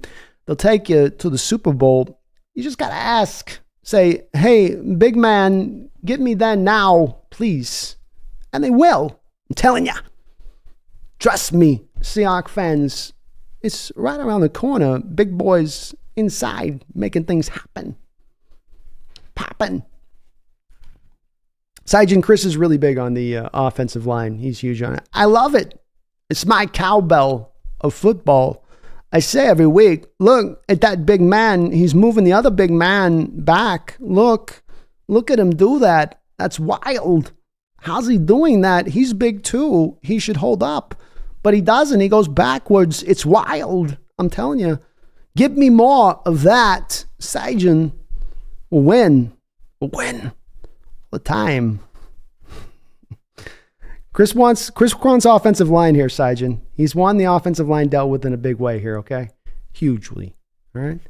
So hopefully they will so. He believes it happened. I'm going to believe Chris on this. He tends to know what he's knowing here. I know what I know. We're going to get it. First pick, lineman. Second pick, lineman. Third pick, defensive tackle. I want that big boy who likes to drink. Do shots, go tackle the ball carrier. Appreciate you, Sajin, for the $10 donation. Thank you. Random McDaniel, thank you for the $2 donation. Hey, bro, when is the big move? Oh, yes, sir. We've got the Hawks Nest is heading south for the summer. I know that seems counterintuitive, but we're about to warm it up here. So I will be heading down south here in a couple of weeks. We're about inside of 2 weeks here, and then I'm going to make that move down to San Diego. Thank you, Randall. Also another $5. He says, Randall likes Chenault, a combo of a poor man's Cordell Patterson mixed with Debo. Has the skill set. Maybe we can run a few jet sweeps. Can we line him up at running back? That was definitely a little bit of, I think, at the heart of, at the head of the show today, Brandel, and looking at him is that I think the first look of Laviska is to say, well, there's your, there's your fly sweep, or there's your kick returner. And he only really has kick returned about 9 times in his entire career. I do think they're going to put him back there with Eskridge as the 2-man group. Don't get me wrong there, Randall, but I think there's more of an opening here, especially with the guarantee of his 1-year deal, to try to use him a little bit more within the offense as well. Yeah, jet sweep guy, bubble screen guy, Randall. I think that's where you try to work him into this offense, and I think that there's room to do that. I mean, maybe they just keep Eskridge on the roster this year as only a kick returner, where they're like, we just can't trust you to be a receiver. We'll just put you back there and have you do this one thing, and then have him help out with that on that side of it, and then he becomes more of your yak guy built within this offense, for which this offense does need another one of these kind of guys, at least a guy with this kind of skill set. So it does make sense that they look at him in that way, and they see him as a guy that can fit into that kind of alignment, And I like your combo of it. He's definitely not Cordell in the speed, Randall. You know, he doesn't have the burst. He doesn't have the speed of Patterson. That really separated Patterson out. But he has that tackle breaking element that maybe Patterson didn't have as much of. He can get through tackles. He can be elusive in the open field as far as getting lateral and giving you some of those jukes and just being hard to get your hands around. A little bit separate, kind of like you say with the Debo, kind of more of the Debo slice to him a little bit. He's definitely a lot more closer to your Debo kind of player than a Cordero. Because so much of what Cordero was just that giddy up and go that made him run. But yeah, I think he can line up in running back absolutely, Randall. Especially right now for a team like this that maybe has a little bit of opening for that soft fourth running back on the roster. Who can fit that where we don't need to use you a lot, but just a little bit here and there, we're going to kind of sprinkle you in. When you do look at the stats with him, Randall, take a look at these rushing stats here that I'm going to present above me over here on my head, where he hasn't run the ball a lot in his career, but on 50 carries, he's managed to accumulate 252 yards. So he's got a 5-yard average per carry. That's pretty legitimate, and that's without really having any like 90-yard run in there that's souping the stats up. And that's where I looked at it and I went, man, to me, the key there, Randall, was the guaranteeing of the contract, right? We're not just bringing you in to have you out here in training camp and earn your way, but you're going to be on this roster all throughout the year. Well, that to me then says there's going to be a little bit more of a role for you than just a return man within this offense. Thank you though, Randall. I appreciate you for all your donations and support to the channel. Casey says, saw Woolen lifting weights. I could curl what he was. He's building it up, man. It's a slow process. Ricardo says, yeah, if you trade good players to get potentially good players, in most cases you're spinning your wheels. Amen, Ricardo. That's why I don't advocate for it, is I just think no, I can't do it. CJ says, I think we should trade down in the first to pick up a second and draft Graham Barton in the 20s. Well, as I always like to say with this type of thing, CJ, great minds, they do like to think alike, don't they? I mean, it's a saying for a reason, isn't it? Kind of a saying for a reason.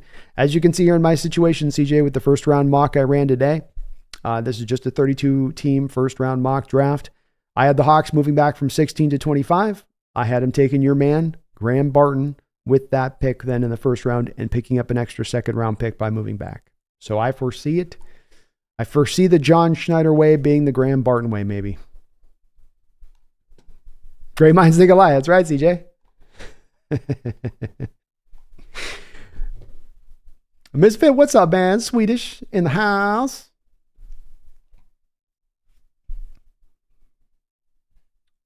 CJ says Jalen Ramsey's the ultimate prima donna cornerback. It is. Those tend to be a little bit less rare, but they are a breed that does exist. Pobe Malabranche, do you think Sweat may be in a weird way more of a target now that his draft stock is most likely going down to a late third or even fourth? Kinda, yeah. I mean, here's the thing. At the end of the day, it's a position of need for the Seattle Seahawks to a small degree. Not a major need, but it's a need within there. And you get down on that value chart and you start, removing out the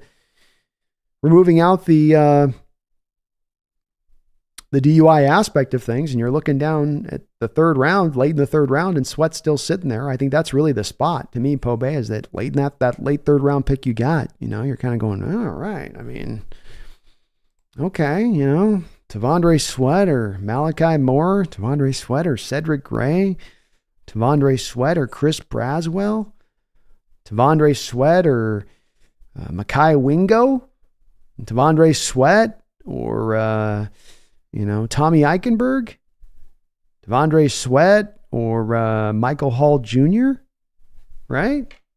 Start going through some of the combos you're sitting there looking at late in the third round, and you go, I pick every time I keep coming to Tavondre Sweat. And I will say this too as well. This is a team that in the past has not exactly steered completely clear of players that had DUIs or have had DUIs. Remember with Marshawn Lynch, for instance, when you trade for him, he had a DUI on the books already. So it's not necessarily a place that John goes to and says, if you have that happen to you, I just won't ever touch you. And that's no. Now, when it comes to the one thing that will be maybe a potential no-go spot for John with Tavondre Sweat is that there is a very large importance placed upon players that are all about ball. And if you have a guy like this that maybe has other things that are more important to him, and maybe this is a little bit of the explanation for why he's had a hard time at times shedding some of the weight people would like to see him shed just a little bit of. He doesn't need to get small, but just get off the 360, get yourself down to like 335, 340. Get yourself to a more functional place from a weight program standpoint. Maybe this is an explanation. Maybe this is a symptom off of that a little bit. But I think John's going to have a hard time not jumping if he's there at that spot in the draft. Herbicide says, if we get a second round pick from Green Bay in this scenario, who do you think we get? What pick number? I think they're picking it at 30, 35 or something. No. Is that a... Let me see.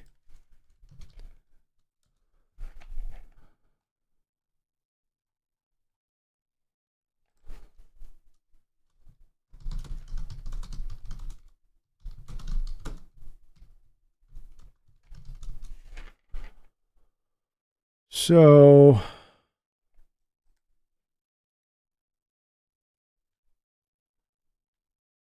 if you're in the second round with Green Bay's pick, it would be 41, I would believe. It would be the pick that they picked up from the Jets. So yeah, the Jets are the 10th overall selection in the first round. Think of it like right around the 10th, 11th selection in the second round. You'd be picking up the Jets pick there.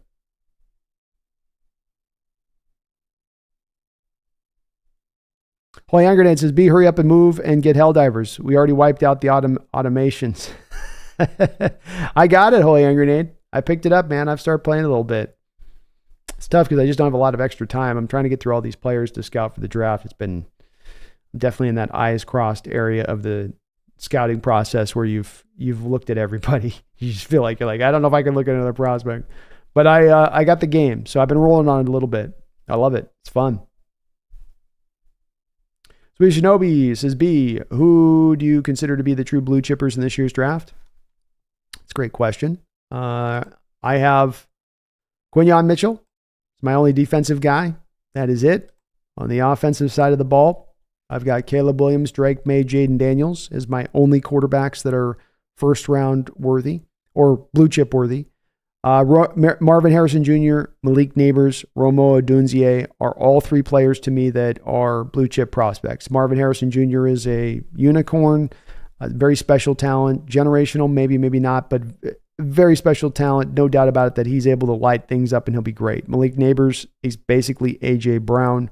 Romo Odunzie is basically Larry Fitzgerald.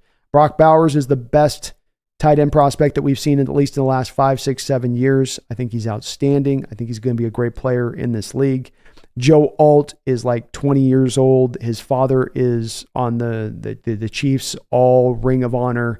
Played 15 years in the league. You can just see he's got the NFL body that's going to hold up. He's going to grow into that body. He's going to get his grown man strength, and nobody's going to be able to get around that guy. And he's going to be an absolute just plow when it comes to the run game. Talise Fuanga and Amarius Mims were the two right tackles I had as the other two blue chippers. So J.C. Latham, Troy Fatano just missing out on being blue chippers. Brian Thomas just missing out on being blue chippers. But those are the only guys I've got. So 6, 7, 8, 9, 10. I got 11 total blue chippers in this draft when you consider Quinyon Mitchell over on the other side. And that is that on those. What's up, Don? How you doing, man? Solar eclipse tomorrow. If anybody's out in Spokane, I think tomorrow I'm going to be heading out watching the Final Four down there at the casino. It's kind of like going to be a low-key, hanging out with some buddies there for the final thing before I'm moving out. If anyone wants to come down, come look for the Hawks Nest.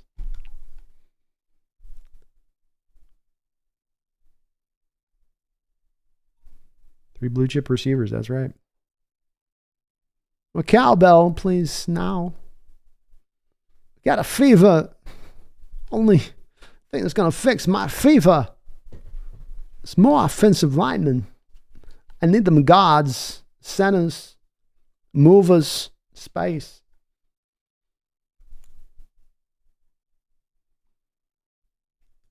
Ricardo Hawksnest, have you seen Christopher Walken as a Bond villain? That was something else. Yeah, he was a good Bond villain. Didn't you have Shaka Khan in that too? Like Shaka Khan was his lady on that. Watkins always good as a villain, though. He's kind of, I don't know, probably just didn't take a lot of villain roles maybe as much, but he had some, he could have done way more of that, I think, in his, because you look at him at close range. I mean, his mustache alone is more villainous in that role than many guys that have tried to turn heel.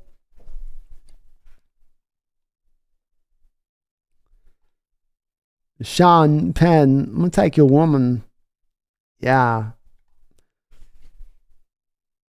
Ronnie says, while you're in San Diego, tell Spanos to move the team back to San Diego. He doesn't have to fleece the taxpayers to do it. It's brutal, man, because I feel for San Diego in this way. They're not a bad fandom, and they didn't deserve to have handed to them what they had handed to them. Imagine that you're in a place that's super hot and you have this stadium that's pure concrete, and when you go to it through the first 6 weeks of the year of every season, you're going to be in like 100-degree heat trying to watch and enjoy the game. And yet you still fill up the stadium out there. You got to go out on these trains to get out to this far place that's away from the city to even get to the game. It's not easy at all. But they did it, and they don't deserve to have handed to them what they had handed to them. And Spanos did them wrong, and it's a little bit like the Bering situation that happened to us. But the Spanos were able to be successful in actually pulling it off, where Bering got this close and just wasn't able to push it past the finish line, where Spanos was. I still maintain, though, Brian, at the end of the day, we very likely may well see, when it's all said and done, the Charger team moving back to San Diego, coming to find that LA market can barely hold one team in its bosom, not much less two. Tommy says, lived in San Diego for a few years. Beautiful, stay classy, Hawks Nest. Thank you, man. I might eventually end up back in Seattle at some point, but right now the heat, got some family down there. Just there's some general draws, you know. Some general draws to get down there.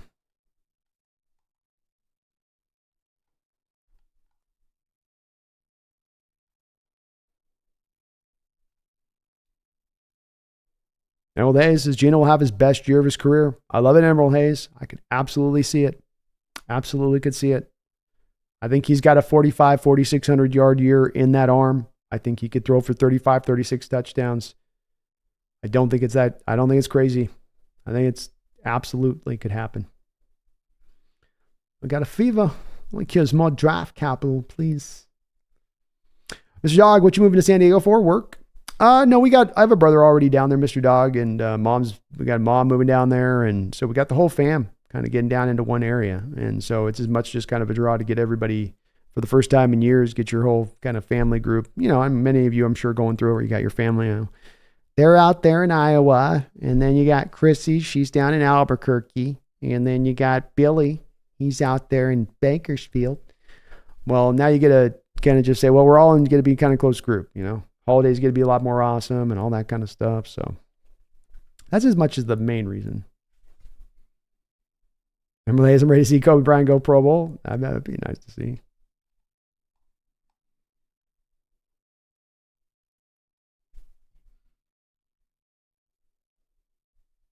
William Tarkowski, I don't like Sam Howell too much. I like KJ Jefferson or Sanders from Colorado. Sanders is good. You're going to have to sell me on KJ Jefferson, William. I've been watching Jefferson for 3 years. Well, this will be the third year of really paying close attention to him. Kind of a real poor man's Cam Newton. Jeff Shekel, Brennan. Most won't like this, but I wouldn't mind trading out of the first with the Commanders. They're one of the rumored teams, I believe. 16 for 36, 40, and 78. BB, Colson, Sweat. I think your logic is reasonable, Jeff. I wouldn't push back against it. You're right. We're hearing that this is one of the teams that were rumored to maybe pull this kind of draft capital back. I don't know if you're going to be able to get the 78 on top of the 36-40. 78 might be a bit more than they're willing to give you. But if you can get those three, I can't get mad at it and understand it, Jeff. You know, you have a new regime taking over. That means you got to get new players, new skill sets, guys that fit to what both your offense and defensive coordinator are going to need on both sides of the ball. And that means a bit of a changeover. And so more picks, more guys to get that done is going to hold heavier sway over simply trying to get the best guys at the top of the draft necessarily. Especially if they look at it like I look at it, Jeff, where the talent is very similar in all of that range. If you're not getting a blue chip guy there at 16, then 16 to probably about very close to 78 is going to be pretty closely to much the same kind of player as far as the upside talent ceiling goes.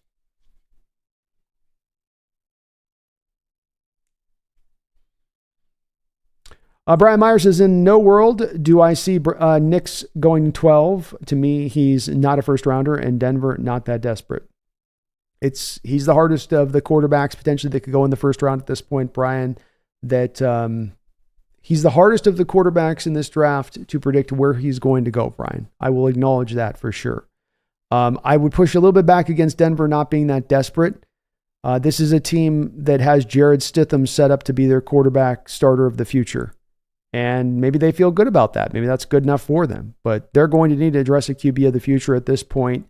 What's nice about it in my scenario with them at this point to get Knicks is that you're not trading up anything for him. You're bringing a really talented guy in, but you're not giving up the world to do it.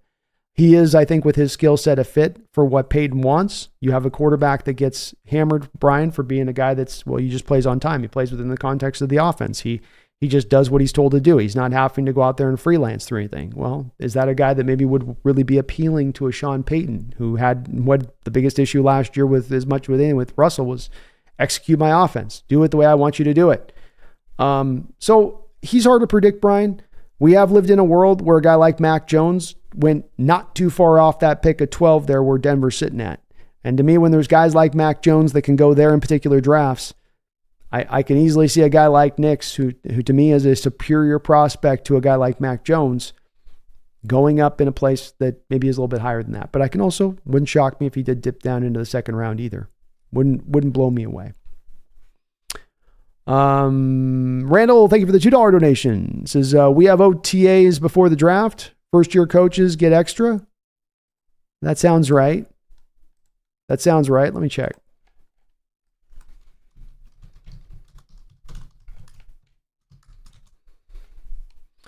So it looks like, well, they only got May listed on here. Let's see.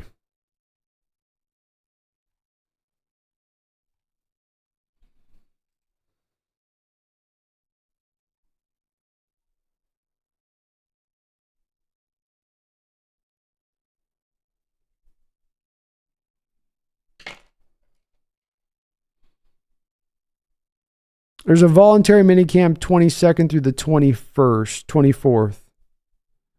It looks like, Randall. That's just a couple day one then. That's a real small little, but I want to say that the new coaches do get a little of something extra. First day, you got voluntary minicamp. Yeah, 20 May. So you got an April 22nd, 24th. I think that's the extra one, Randall. So that's right. Thank you for the donation. But I think, first year coach gets that little extra time there. It's only like 3 days, though. So it ain't that much. But then, of course, too, Randall, you get a OTA after the draft in addition to that, too. Misfits says Devondre vodka sweats.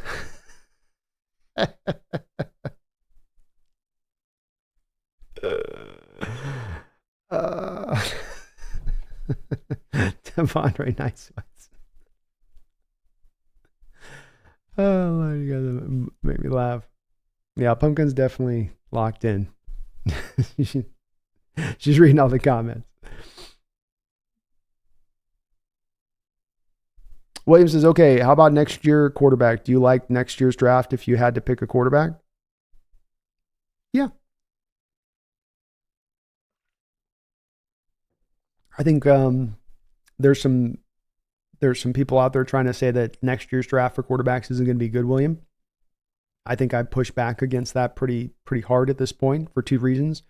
Number one, there's a pretty healthy amount of QBs coming back into this class, and it just takes you to have a couple of them pop that end up being, they turn on, they find that final season of production. Young kids get better, and that occurs, and you see these guys really elevate in their final year. I mean, that's the thing that a lot of people, when they're trying to make these predictions about quarterback classes, I think that they miss, where it's like guys make that leap, they get better. So there's a variety of guys coming back in this draft that are really interesting to me and definitely have a lot of possibility of being on our list. I think Quinn Ewers has definitely been connected to John Schneider. He's going to go out there this year and probably have a pretty good year. He's losing a lot of playmakers on the outside with the receivers and the running back room, and especially running back room over the past couple of years. But he is a guy that definitely is going to probably be turning on. Shadur Sanders certainly could be a guy coming along here. I'm going to kind of track a little bit of a guy like a Riley Leonard type out there with Duke and see how he continues to maybe progress. A little bit undersized, but kind of a fun player. There's going to be some guys I think that could stand out. So yeah, I think William next year is looking more likely to be the year that you look to potentially draft that QB. I think this also gives you the year to get the offensive line in better shape before you go get that quarterback. Emeralds got Grubb being the key to Hawks' success. I like that. Pobe says, I think we can all agree most likely getting an O-line and maybe a D-line in round 1 or 2. But what is the next most expected position group? Is it safety or linebacker? I would love to know your thoughts. I would tend to think that it's going to be linebacker, Poboy. You signed 2 guys in free agency, but those are two 1-year contracts. So you want to get not only something solidified for the future there at that position, but you're also going to need to get some quality depth at that position if you're going to lose one of these 2 guys. So I think that linebacker, I would even offer, Boy, that before you get to defensive line, linebacker becomes even more of a necessary position. You're sitting at right now 3 tech nose tackles right now on your front. Leonard Williams, Draymond Jones, Mike Morris. You have 2 nose tackles currently in place with Jaron Reed and Cam Young. You're sitting on 4 edges as we currently stand right now on the roster. 4. All guys that are either highly paid or at the very least second-round picks. One of the 2. So I look at that, Boy, and I go, more linebacker is the necessity of a position there. And then, yes, I think you're right that safety then becomes the next one in the pecking order behind that. Because safety has a lot of the same thing middle linebacker does, where Julian Love, Rayshawn Jenkins, the other kid, Kayvon Wallace, you signed, all of those guys are going into 1-year deals, final year of 1-year deals, or just on 1-year deals.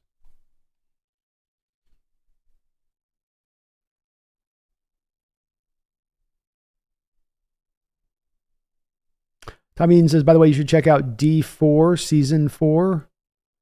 May 14th, they have a massive amount of changes for the better. What's the D?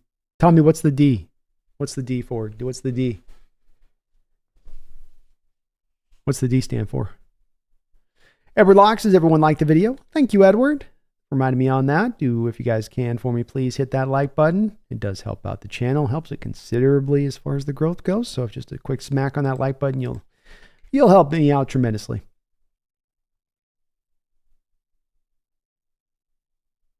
Megan says, Hawksnest, do you believe we would have taken Laviska for anything other than the vet minimum? If so, what? No, I don't think that they were looking to pay him any more money than that. No. I think that's part of why they're willing to guarantee the contract is he's like, man, I would have liked to have gotten a little bit more money. And they say, well, we'll tell you what, we'll guarantee the contract. And he goes, oh, okay. Well, I know you're not going to cut me in training camp, or if something better presents itself, you got to still give me my money. So that gives me the financial comfortability to say, okay, I'll do this. But I don't think the Hawks were looking to spend any extra money at this point. I think that they still have to now make some kind of moves to kind of get everything right with the roster and their cap as it is now. So I think that as much as anything, it was just an acknowledgement they wanted to put a little bit more assets into the return game, get another guy on the roster, Megan, that could do the yak stuff. While I do really like this draft class for wide receivers, and it is very deep as far as the wide receivers go, there's not necessarily a ton of guys that are really yak guys in this receiving core. I wouldn't say Adonai Mitchell's a really great yak guy. Xavier Legette, not really a yak guy. Xavier Worthy, not really a yak guy. Keon Coleman gives you a little bit of that. Jalen Polk, not really. Jalen McMillan, not really. Roman Wilson, kind of, but not really. Jamari Thrash is more of a deep guy. Jacob Cowling is more of a slot, get deep guy. Luke McCaffrey can give a little bit of that for you. Tez Walker's a no. Troy Franklin's a no. Javon Baker a little bit. Jermaine Burton, no. Johnny Wilson, no. You kind of go through the names and there's not as many receivers in this. I think this is an acknowledgement, Megan, from John of going, I don't know if I was going to find some yak guy into this draft, especially for where we're going to intend to pick potentially a wide receiver if we're going to take one. And then he goes, rather than do that, let's get this guy here that gets me kind of comfortable with having this taken care of already coming into the draft. Sajid says, got a dip, guys. Much love to everyone, every one of you. Hashtag Seahawks. Thank you, Sajid. You have a great one. Appreciate you. Swedish Shinobi says, the blue chip platter's light. Singing Hunger Strikes by Chris and Eddie. I'm going hungry. Yeah, it's one where this has played out like this in recent years, kind of over and over again a bit. And there's some years where you might get 20 guys even where it gets a little bit higher. There's some years where there's only 8 of them or so. So it's definitely kind of a little bit of a fluctuation thing year by year, but there isn't many of them. And that's why I say if one lands in your lap and you're lucky enough to have your chance to pick and grab that guy, you kind of got to do it. I think you got to jump and go. Diablo 4. Oh, okay. I'll check it out. I'll check it out. I can still get it re-downloaded. I still got my stuff good to go on that. I don't mind stealing bread from the mouths of decadence.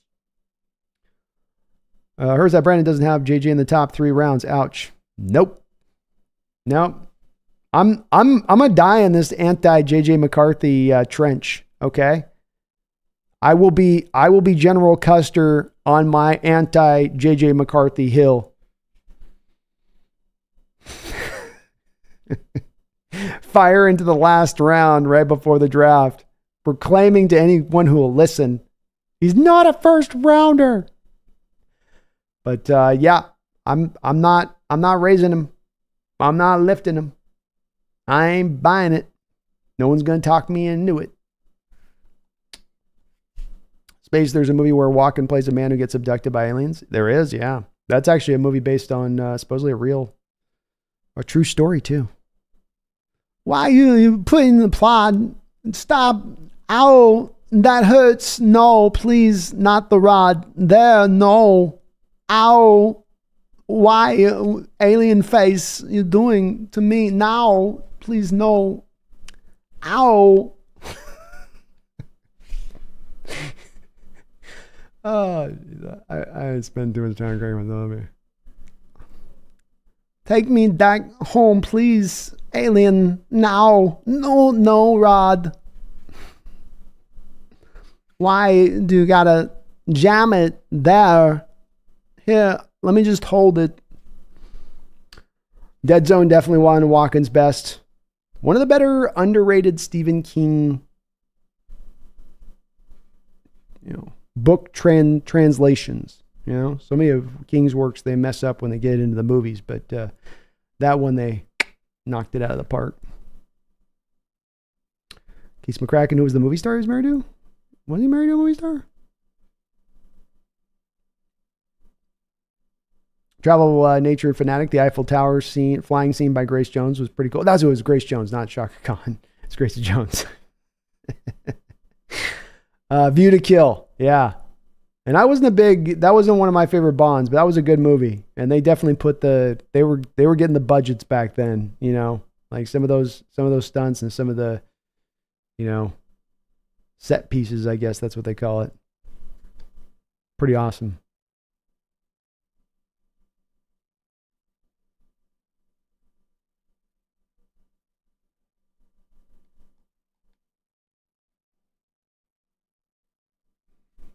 Palestine says, Hawks Nest, do you want us to draft this season? Who do you want us to draft? I just want really an investment into the offensive line, interior of the offensive line. I mean, that's where I really walk away from in this draft as much as anything, wanting to see the concentration at. It's beyond just being kind of a 1 or 2 players I've got a, fondness for. It's just get that dealt with. You hear about John Schneider's recent comments a little bit about guards being overvalued and it's hard to find talented guys there. And you come back to, it's been a little bit of a blind spot for us in recent history. And I'd really like to see them address it. And not just address it in sort of a soft, limp wristed fashion, but actually try to really go out there and turn this into a strength of this football team. Brian Meyer says, Brandon, did you see Bill Belichick rocking the UW gear at Husky practice today? Yeah. I mean, I'll take things I never thought I was going to see in my lifetime for $1 million, Bob. Bill Belichick head to toe in UW colors is wild. Wild to see. It's cool. It's cool to see him out there doing his thing, man. But yeah, I was definitely like, I had to do a bit of a double take on that one. Makes Hawks does 12 is not feeling the best. Take some time off. May pop back in. I'll see how I'm traveling. Take care. Stay safe. You take care too, Megan. Have a good one. Thank you for all you do out there on the mod front of things. We start OTAs this week, right? It's technically starting that. The thing I looked at on it, it said it does like a 4-day thing. So,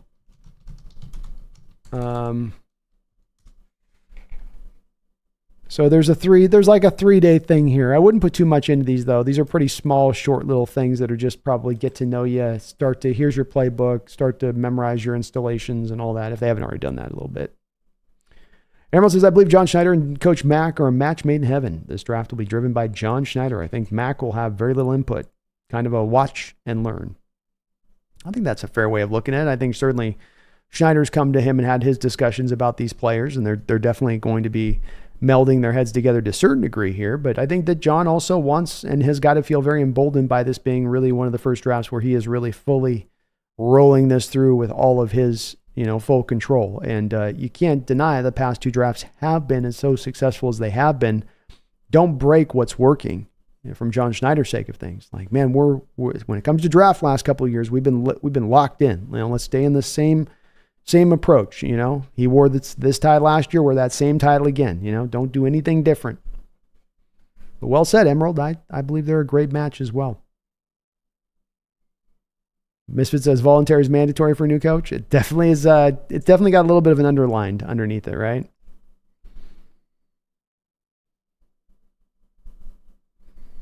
Palestine Pumpkins this year Super Bowl MVP. You hear that? They say you're the Super Bowl MVP. What do you think about that? She's not sure. Yeah.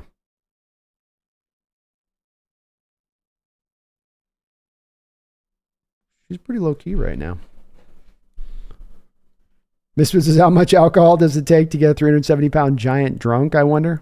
Makes me think about all those Andre the Giant stories, where he'd have those little beer cans, let normal hands be like, you and me and be like this, and then he'd hold it and be like this, and he'd take down just whole, it was epic, some of the stories you hear about him drinking. So, I mean, you can hold quite a bit at that point. That's why I was wondering if maybe he was doing some keg stands, You almost have to kind of mainline it to get yourself buzzed at that size. You're just burning so much constant through.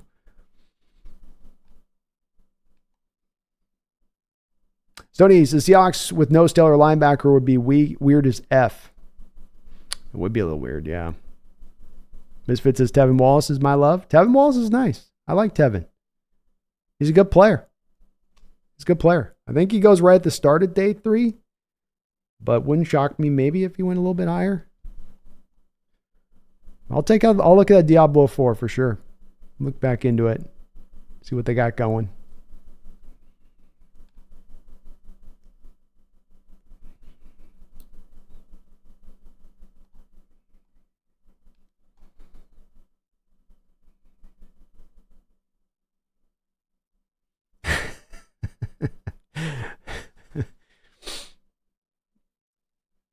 Misfit says, I'm with you on the anti-McCarthy hill. I've learned my past. I'll learn my lessons if I'm wrong on this one. I'll reevaluate my quarterback outlook next year, but my recent history on this has been pretty good. My hit rate's been pretty good with this type of stuff. And when I get that little twitch, it's like how some people can tell you like, well, I broke this bone in my hand years ago. And some people tell you, well, I can tell you when the weather's going to change. It's going to get a little colder out and I can tell you.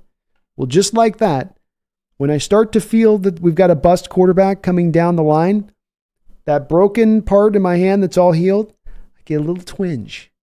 It's a little little bit like the cracks reopening almost a little bit. You know what I mean? Like the weather's gone a little bit cold out there.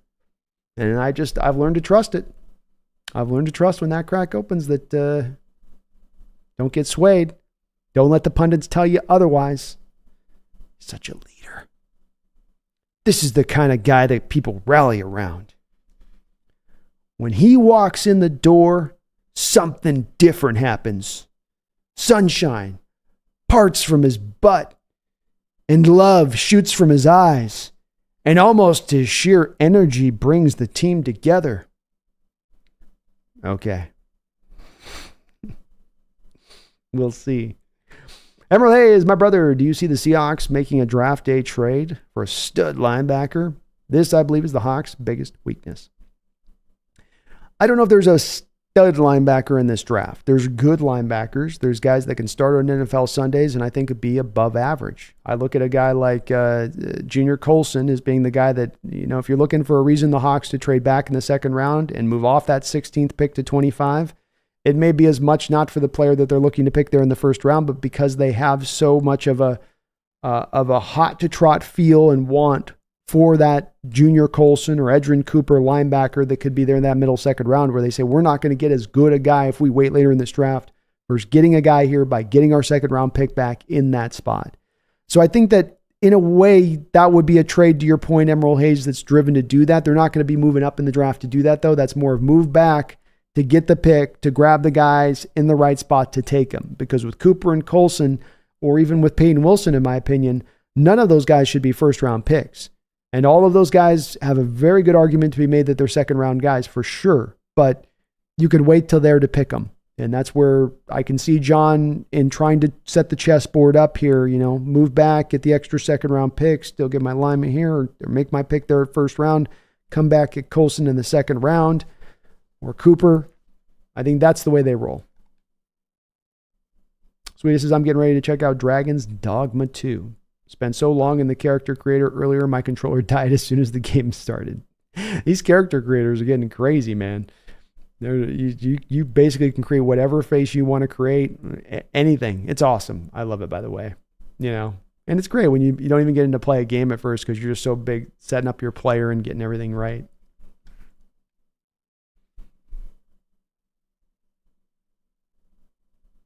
Mega says, Hawks Nest, Stephen King book, movie to adaptation. That's the word I was looking for, adaptation. Yeah. Sometimes I can't find the words. No, smart man. I know what that is. I don't know what adaptation means. Mama said, that's when you ate something bad.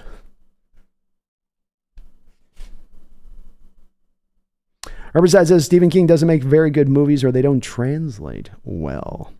I do think that there's definitely something lost with King's books going to the live screen. I think what I think is interesting with King's stuff is that it's really almost the stuff that's not the horror stuff that translates the best. It's the Shawshank Redemption, the Green Mile, which has, I guess, a little bit of horror-ish elements in it, but it's not really a horror story.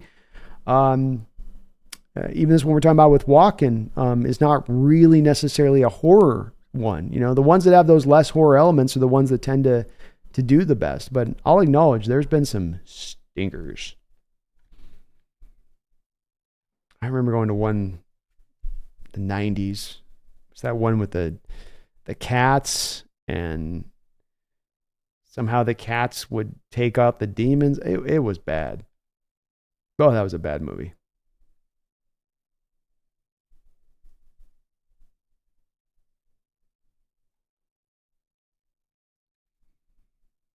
Oh, yeah, grenade. Why is Bill in Washington? Bill Belichick's in Washington because his son is now on the staff. I think he's also giving a talk this week, like at a symposium for coaches. I think.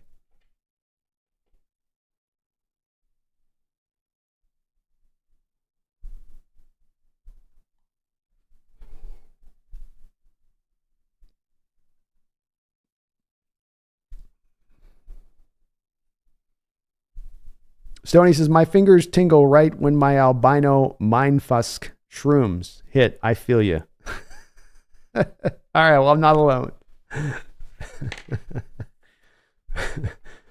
You get what I'm saying? Ricardo says, when the focus is leadership and college wins, it is clear the quarterback analysis has gone awry. I think I'm in the same place, Ricardo. I just go, I don't want to crap all over those things as not having any, it's the sense you get in covering this stuff for years now when you start to see the QBs that you can kind of see coming and feel that you go, okay, they're talking about everything that's not as much the important things of really playing the position. I'm hearing a lot of stuff that's like ancillary, it's not prime. And when it's come to this JJ stuff, Ricardo, you sound like you're feeling the same thing from it. It's the things they're talking about are not that their negative attributes are not worthy of being praised, but that they're leaning on those things, like this is our main legs of argument to why you should be picked versus these other things that should be having more of the view being put on that, more of the attention being put on that. And so it seems like the more later we get in this process, Ricardo, the more we hear about the leadership, the more we hear that he's a winner, the more about the presence. It keeps getting amped up the more every time I hear something being talked about with JJ, and they'll say like, and he's got arm strength, and he can make every throw. And they'll say that, and he can make every throw part is kind of just out the side of their mouth quickly because they know they don't believe it. They know it's not true. But you got to mix it in there somewhere. You got to put the arm talent in there somewhere in your diagnosis, I suppose. Holy Hand Grenade says, I got to work at 5:30 tomorrow morning. Have yourself a good one, man. Appreciate you. Thank you for watching. Brian Myers, Brandon, if we trade down and pick O-line, first comes about, would you pick Colson or Cooper with the second rounder?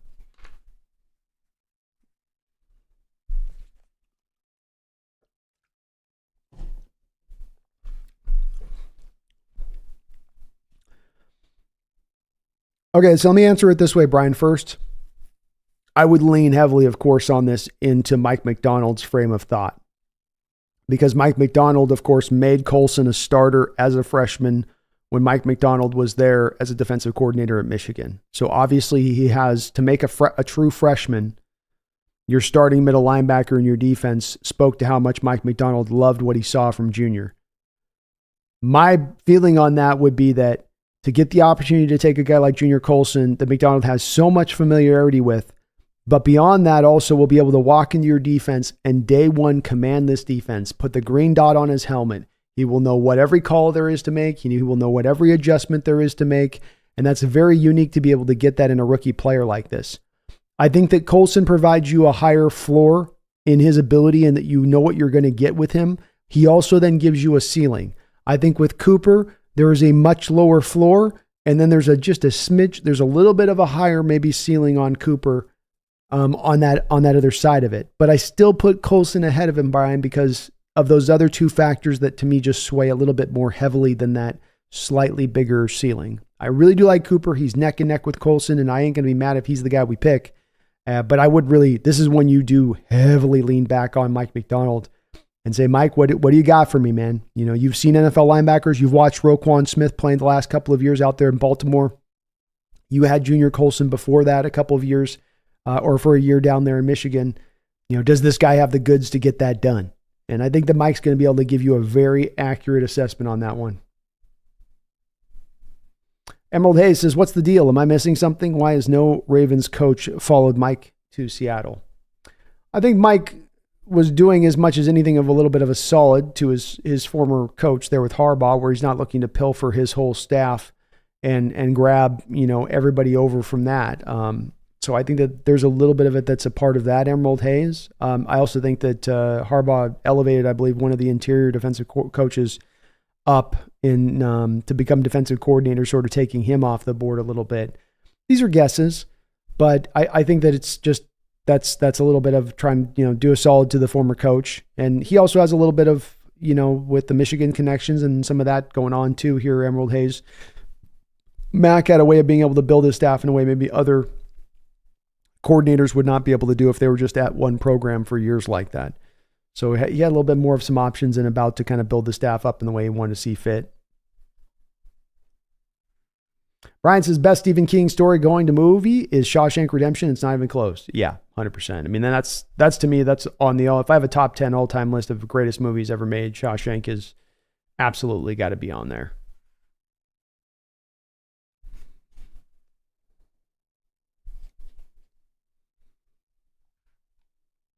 Boom, shakalaka. How you doing, man?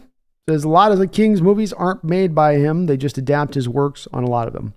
Yeah, he hasn't a lot of history of doing a ton of the direct. He's dealt in there a little bit. I think he realized it wasn't his bag. I think just some of his stuff is harder to translate to the movie screen. You know, from the page of the movie screen is there's some stories that are easier, some stories are hard. When it's horror too. Horror is so particular and hard to transition necessarily. Because what is scary on the page isn't necessarily going to be scary on, you know, when you put it up on a movie screen. You know, there's scene in The Shining in the books in The Shining where, you know, he's out there trimming these hedges that are made to look like animals, and they start to come alive and start to try to come and attack him. And it's, you know, you try to do that on the movie screen. It's going to look, you're going to have people kind of maybe laughing if you tried to pull that off on the movie screen. So it's just it's hard sometimes on some of that stuff to transition.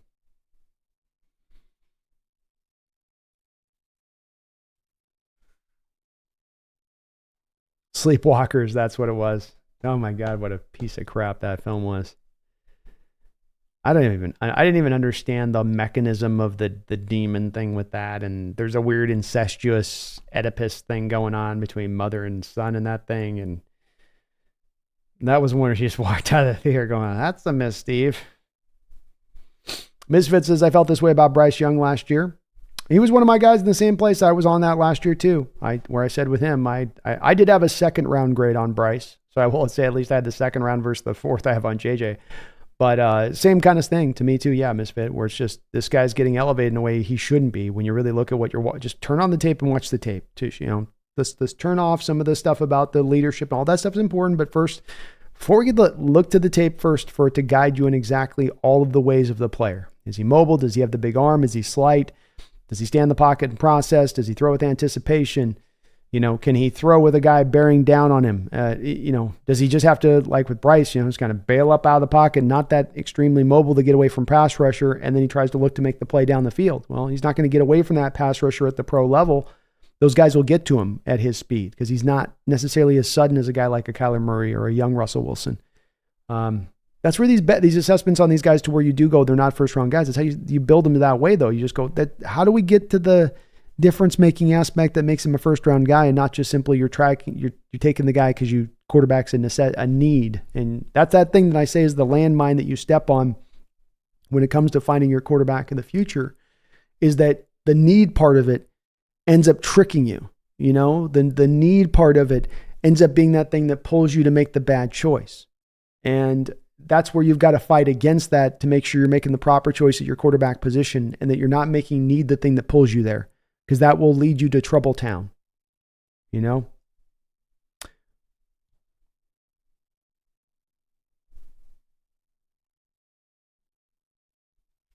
Yeah, it was Sleepwalkers. That was the one I was thinking of.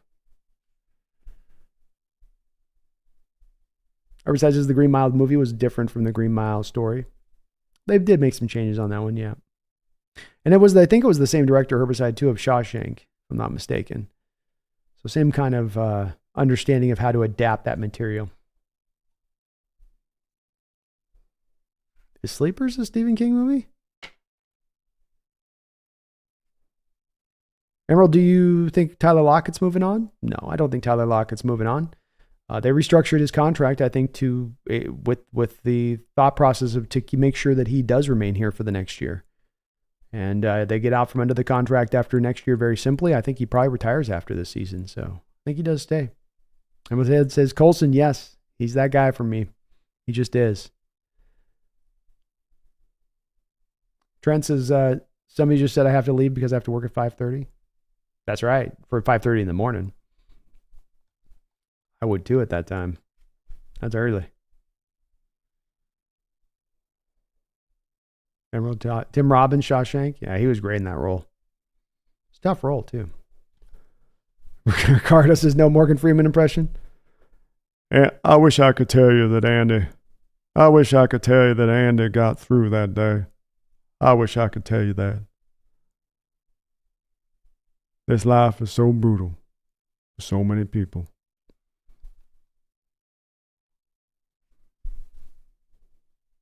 Sam Walton now.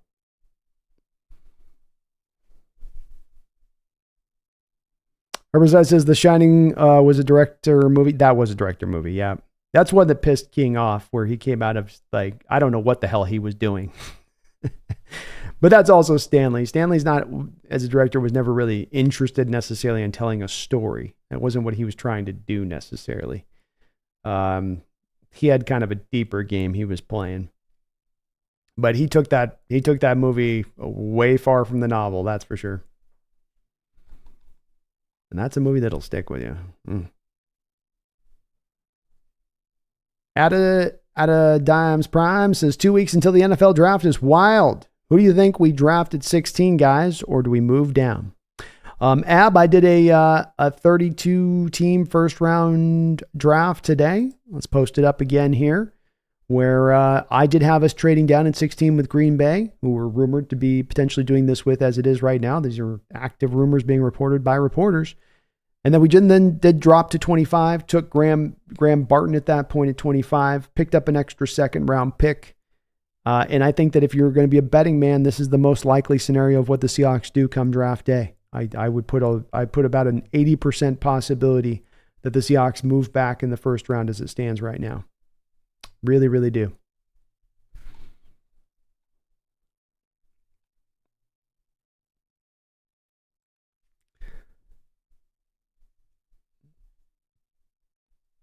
He does sound like a kill.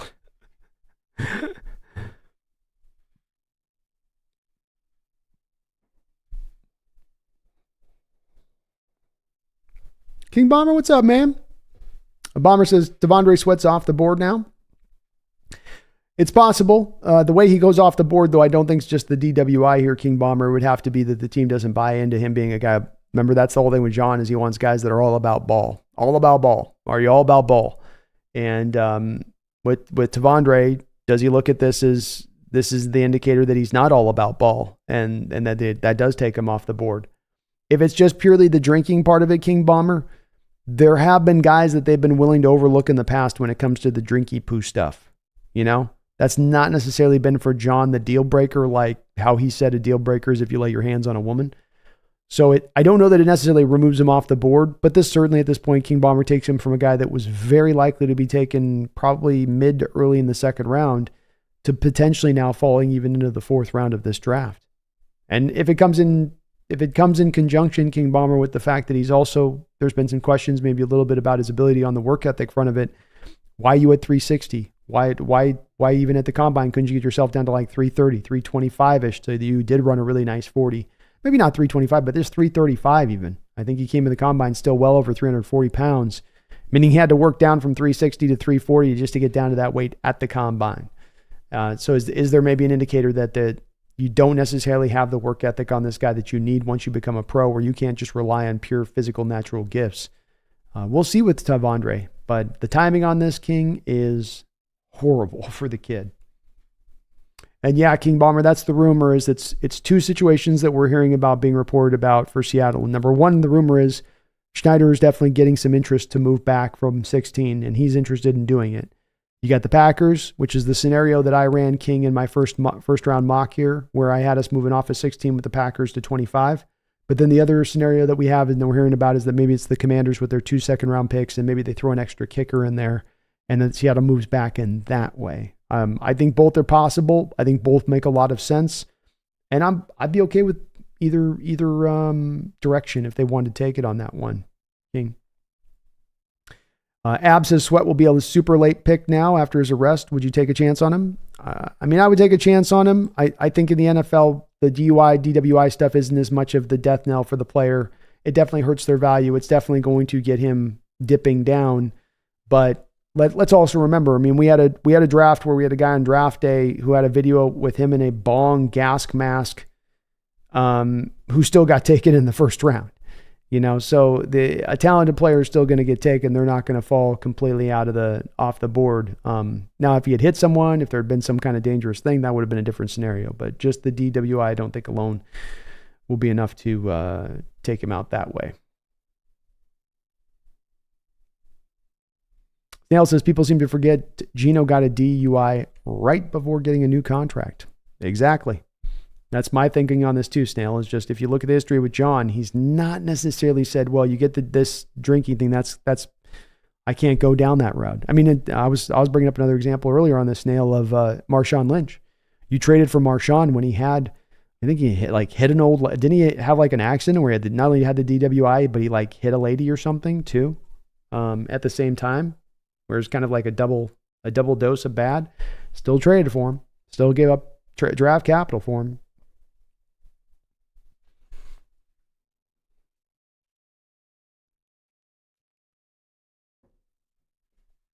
King says, true, Brandon, but don't you think their mentality for the last two drafts of avoiding that type of player altogether?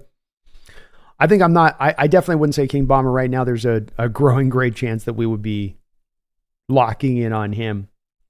I do think King, when you get into that late third round pick where we are currently settling in to pick after we pick in round 1, and let's say we don't trade back King and we take a guy at 16 and then we're there in the third round, and you got T'Vondre Sweat sitting there dipped down all in the depths of that third round looking at you.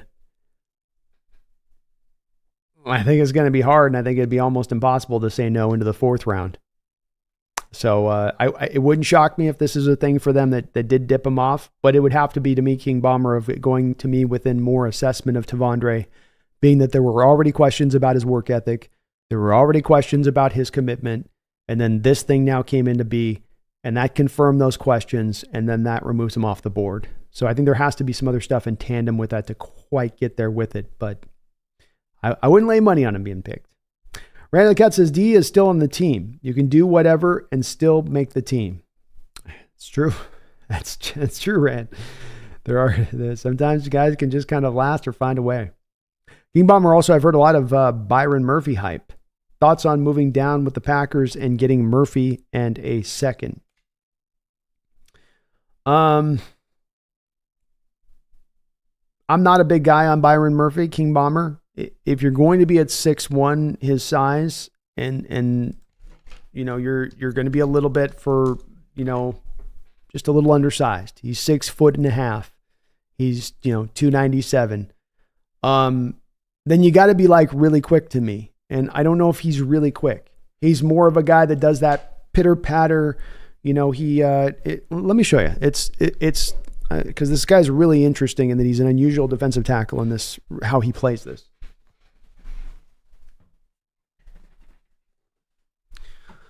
So if you're going to get, King Bomber, defensive 3-tech defensive tackle coming off the line, he's going to come off the line, and then I'm trying to rip into a gap. I'm going to 1 gap or I'm going to 2 gap, and I'm going to control you, right? One of the two on that. Well, what you'll get with the 3-tech when they're coming off is they're going to launch off. You're going to get a Donald. I'm going to be almost like a torpedo coming off the ball with how I do it. With Byron Murphy, it's a little different. He will line up in a stance, and then it's not that first step quickness at 6'1.5" necessarily that he's relying on. He can do a little bit of that, but it's not his main real thing of what he's doing. Instead, it's this, where he comes off the ball and he's pitter-pattering. He's trying to juke you. And so it's a lot like a receiver coming off the line of scrimmage and trying to get into a free release, where they're trying to get that cornerback to lean one way or the other on those pitter-patter steps. And so he's trying to get a lineman to lean, and then once he gets him leaning, he works off the lean with the arms and his hand fighting, and the swim move comes into play, and then he clears himself from that. But he's not a pure penetrator from the 3-tech position then because of that, a little bit, in my opinion. I think at the times in the running game, you can get after him a little bit with it. And then when I do come down to this, with there being some things within his game that I don't love, I still think he's a quality prospect, so don't get me wrong there. I don't want to make it sound like he's not King Bomber. I have a second-round grade on him, but I don't want to take him in the first round. And if I take him in the second round, I'd much rather be seeing him dip into that second round if I'm going to grab him later on. The other issue comes into this is that you just signed Leonard Williams, who's going to be your 3-tech of the future, at least for the next couple of years, to a 3-year extension. You have Draymond Jones on an $18 million deal. You have Mike Morris, who's theoretically fitting in there to be your 3-tech. King Bomber, where does Byron Murphy play at that point? How much playing time is he going to get? I guess there's the potential they could just move off of Draymond Jones and he becomes the backup to Leonard Williams, I guess is a possibility. But even that, I think he's a little bit overrated as a player in this draft, Byron Murphy. I do have a good comp for him of a player who was a really good player, and if he could be this player, and Geno Atkins was kind of the kind of guy I saw with him a little bit, that would be tremendous for him in his future if he can be that. And certainly getting Geno Atkins, I should probably not turn that down, but I just have there's some issues for me with him a little bit on the tape.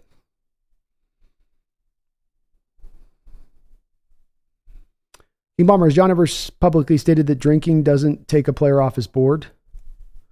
He's never commented on the drinking thing, I don't think, ever before.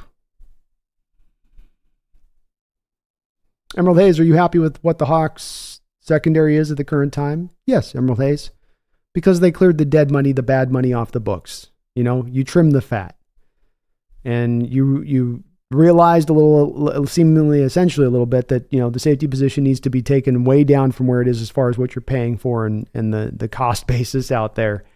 And so then in correcting that, you weren't going to build the super secondary back there this offseason. But the first step is clear the fat away.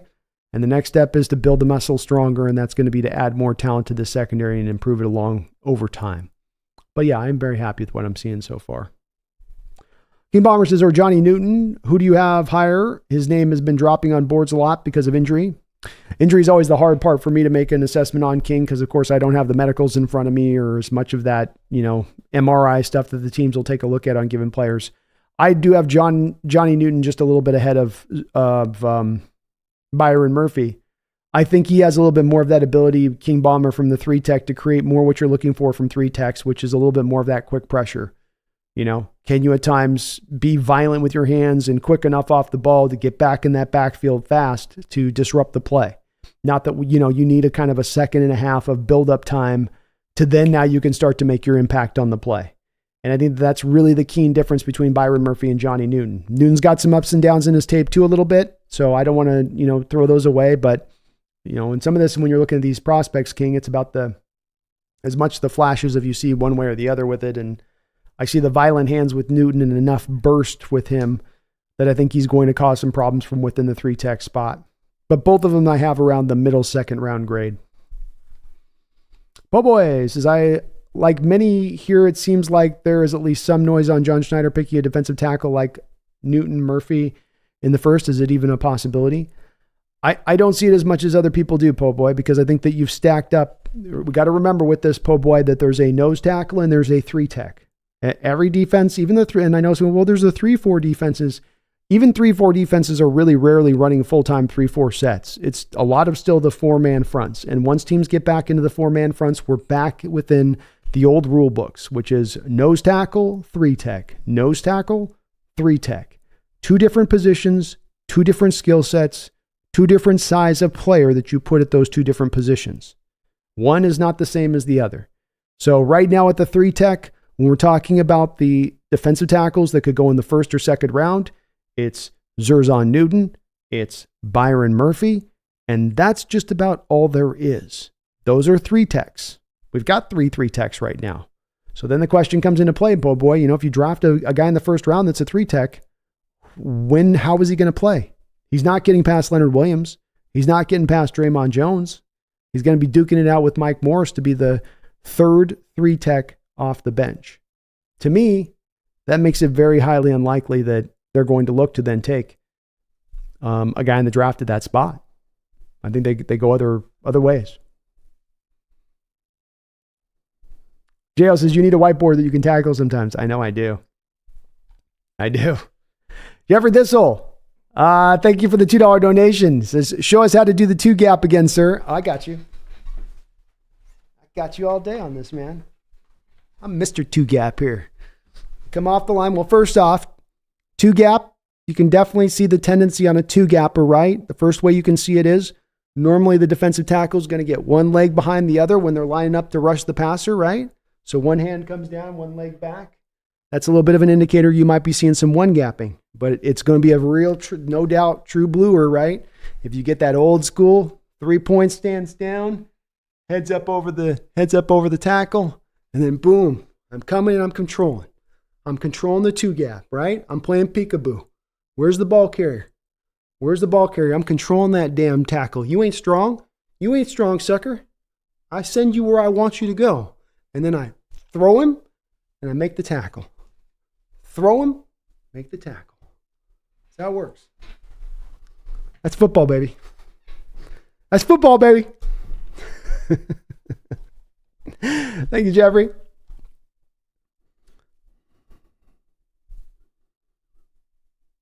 King Bomber says, yeah, I get what you're saying. Hard to, if I give you the full body, you could see it. If you could see my feet, you'd get it.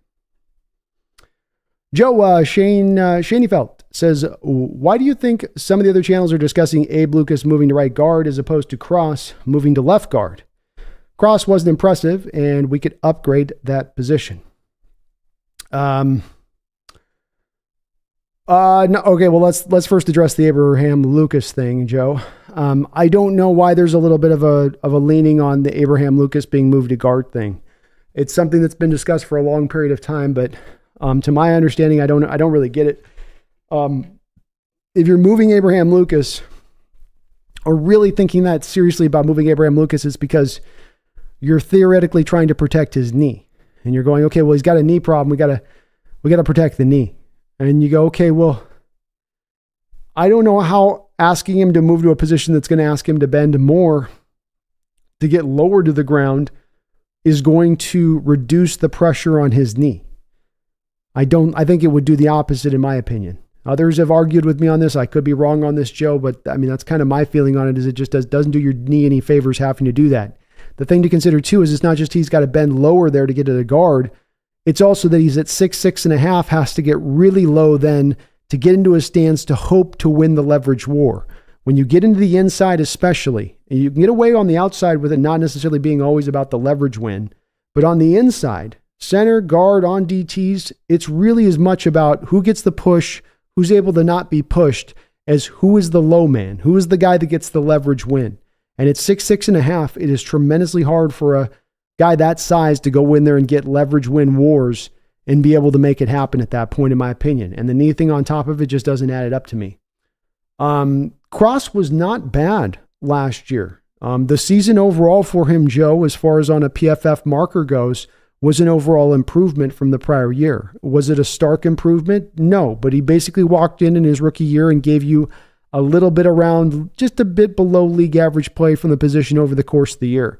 This year, he gave you right around about league average play from the position. I would say that what you can probably expect this next year, Joe, is his rating to be somewhere in about the 75-ish range by PFF's markers for him to be an above average left tackle for you at the position as we move into this next year.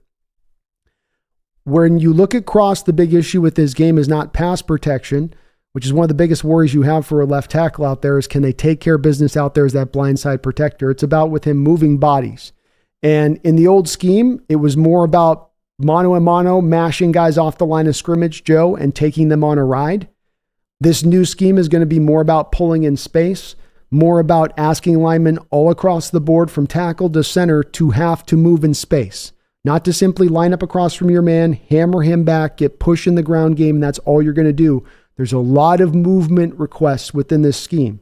And when you go back to Charles Cross, in his final year at Mississippi State down there, what did he play in, Joe?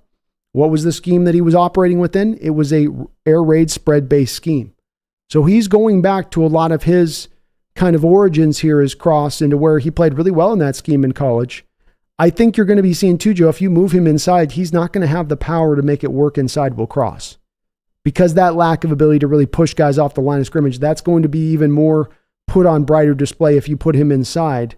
I think left tackle is his position. I'm not ever expecting him to be a Pro Bowl, all-pro left tackle, but can he be just a smidge below that with his potential? I do believe he can.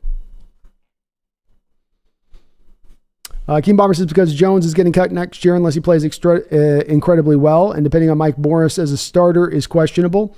And the only other defensive end you have is Miles Adams. That's true. That's true. If indeed the plan is to cut Jones for sure next year. That's the part where I'm not as sure about there, King Bomber, where it is possible. I'll acknowledge that.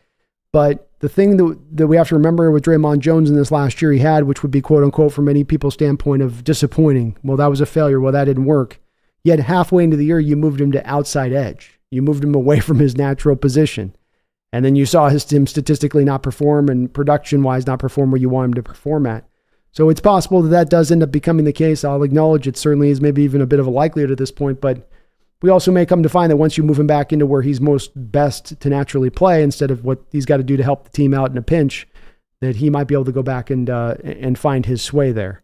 I would still say on that, even if that's the case of those things coming down the line, King Bomber, that still is not a pressure point for me to say that this is anywhere near a point of need position to drive for that kind of player in this deal where the top 2 defensive tackle, the top 2, 3 techs you see in this draft have question marks in their game, and that there's other players that you could be picking in that range, King Bomber, that don't have the same kind of questions in their game, that don't have the big bust factor rate that you might be getting with them at these other spots that are more higher, more tough for positions to deal with. I mean, if I'm in the second round, King Bomber, and I've got Zerzon Newton and Byron Murphy and Junior Colson, technically those guys might have a bit of a higher upside, but Colson doesn't have anywhere near the bust rate of those guys to me.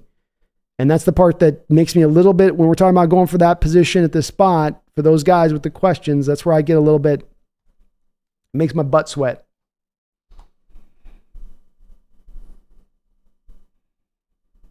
Jeffrey says Rams offensive line is much better this year. They've been quietly adding good pieces. Very sus. Yeah, they have. They're going to be improved this year, that's for sure. See how Stafford holds up on the health-wise. Can the defense, what happens to that defense with no Donald there? Be some interesting things to look at with them. Spaces is Mike Morrison edge. We'll see if there's a want to move him out back to that spot where he played at college, which he was much more of an edge. He was utilized inside in college too, so he was not a pure outside guy at Michigan. There were snaps inside too, but Seattle, at least initially, here's space. They asked him to add weight. He was up around 295 last year. They had him bumped inside to the 3 tech last season.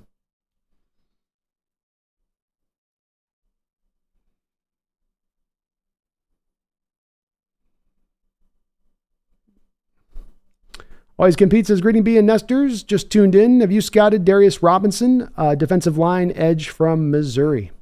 I have Always Compete. I think he is an interesting player. The Hawks could definitely look to potentially target him.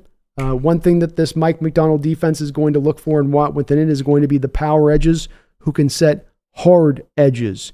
That you're not going to get moved off the spot, that you're going to hold your ground. Doesn't matter how strong the tackle, you will hold your ground. Something that stood out about what Jadeveon Clowney was able to bring that Ravens defense last year. And Darius Robinson is the best hard edge in this draft. He is the best guy who will set the hardest edge out there and can still give you some pass rush ability on top of that.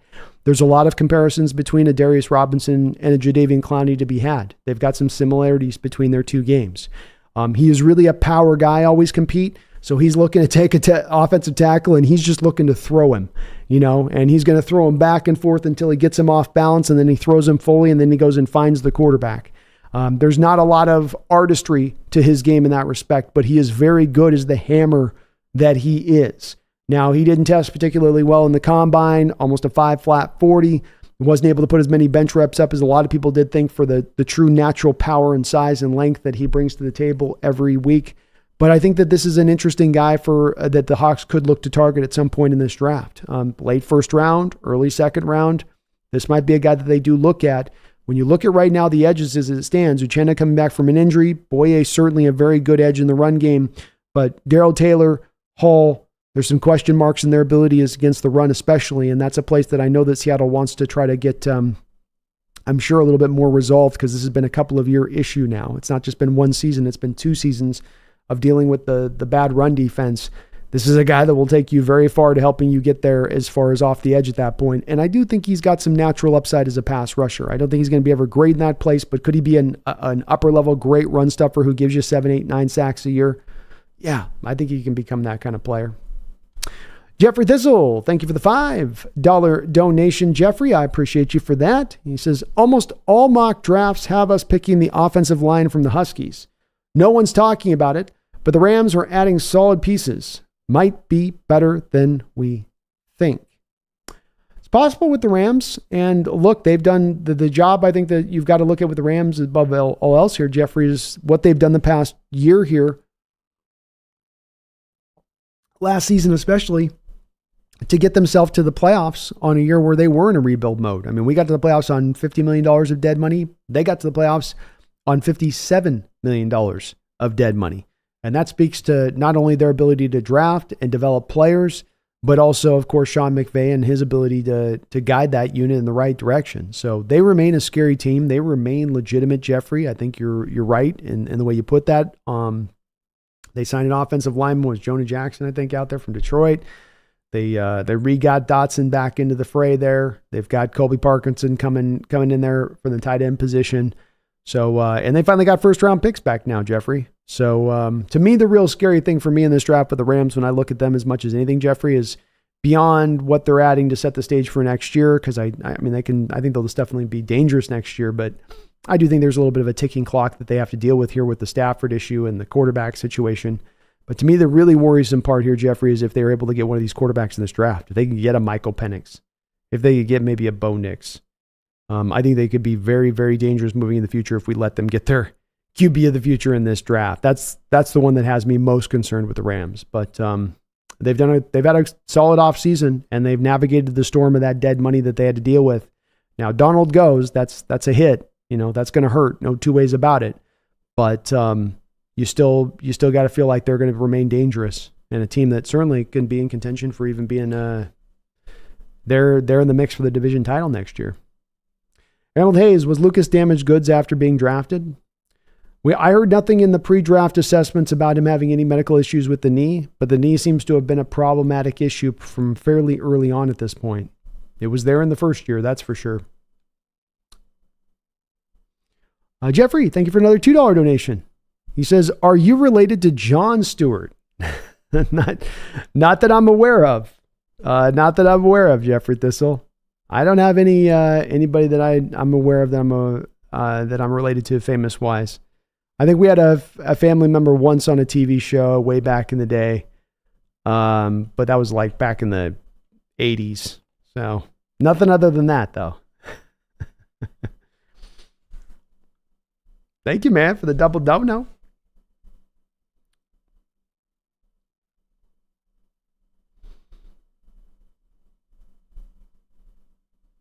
King Bomber says people are hating on Cross. He was a decent player considering the inconsistency in overall protection. Yeah, he was fine. He's a growing young player. He's a young guy coming out too, King Bomber. We can't forget that. I think the kid's only going to be like 24 this year, 23, 24. And he was also dealing with a toe injury. Well, Lucas had that knee injury, but remember too, we had Cross did have that turf toe thing happen right after the first game. So you have to think that was probably even maybe hampering a little bit once he did come back. Pope says everyone's mocking us getting Troy Fatana from UW, meaning we won't get him. I saw you said Barton was your wild card pick. Also, my name is pronounced Po from Kung Fu Panda. Po Bay. Okay. You might have to tell me that again from time to time, Po Bay. So be patient with me on that because I can sometimes forget that stuff, but I'll try to remember as I can. I don't. My opinion on the tackle position is this. The tackle position falls off a cliff very quickly after you get past the first round prospects. I think you can make an argument that maybe there's a Jordan Morgan out there that could be a second round tackle that's really truly got starting ability, but I think it's going to be a bit of a stretch. Roger Rosengarten, maybe you could say that about, maybe a Patrick Paul, but it gets very lean. I think this is going to cause a bit of a run on tackles in this first round. That's how I at least foresaw it with my first round mock draft scenario. So what you can see here with the mock draft that I had run is that there was more tackles taken than any other position in the first round, absent quarterback, that I had 6 quarterbacks being taken in the first round. But I had Fatano being taken at number 10 to the Jets. And I do think that he is going to be gone by the time the Seahawks do pick in this draft. I think on some teams' boards, he's elevated himself above Fashanu. Ricardo, do you see Buffalo being a natural trade partner in the draft for the Seahawks? They can offer 28, 60, and a 4th or a 5th for 16. Yeah, I do, Ricardo. Because what's the one thing they're looking to probably do above all else at this point? We lost Stephon Diggs. We know the impact of what Diggs brought to us when we got a true blue number one wide receiver for Josh Allen. Let's go get ourselves a true blue number one wide receiver for Josh Allen. And if even the first 3 wide receivers are off the board by the time Seattle's picking, it's still very likely that Brian Thomas is there at 16. And the value to pick him at 16 is perfectly right They may view him as even being a player right there as a blue chip guy with the other receivers in this draft. And I think Seattle would certainly be fairly interested in making that. I think that the tough part is that you're dropping pretty far back at 28 from 16 there, Ricardo. I mean, you're getting very close to, we just about want almost first round compensation back to make that kind of jump. And that 60 they're giving you at that point, Ricardo, is going to be a late second round grade. I like the fourth you're talking about, but this may be more of like a 28, 60, and then they got to give us their third too. I don't know if a fourth gets that done. I think you got to get a third kicked in there with how much they're jumping up from 28. Brian says Cross had to work extra hard with left guard injuries last year. Indeed. Stoyan, I still think Geno can't move well in the pocket, and he finds a way to run into the pass rush instead of away from it. He is very accurate, but if he can fix his pocket positioning, he will be top 5. Well, one of the stats that I released here today was about the pressure rates. And Stoyan, when it comes down to the PFF rating the offensive pass protection in the place they rate it, I don't think that they're rated 28th because Geno's running into pressure. I think that they're rated 28th because they don't pass protect very well. And there are stats that back up the fact that Geno actually deals with pressure very well and that he's not a guy that runs into pressure. Stoyan, let me put it this way.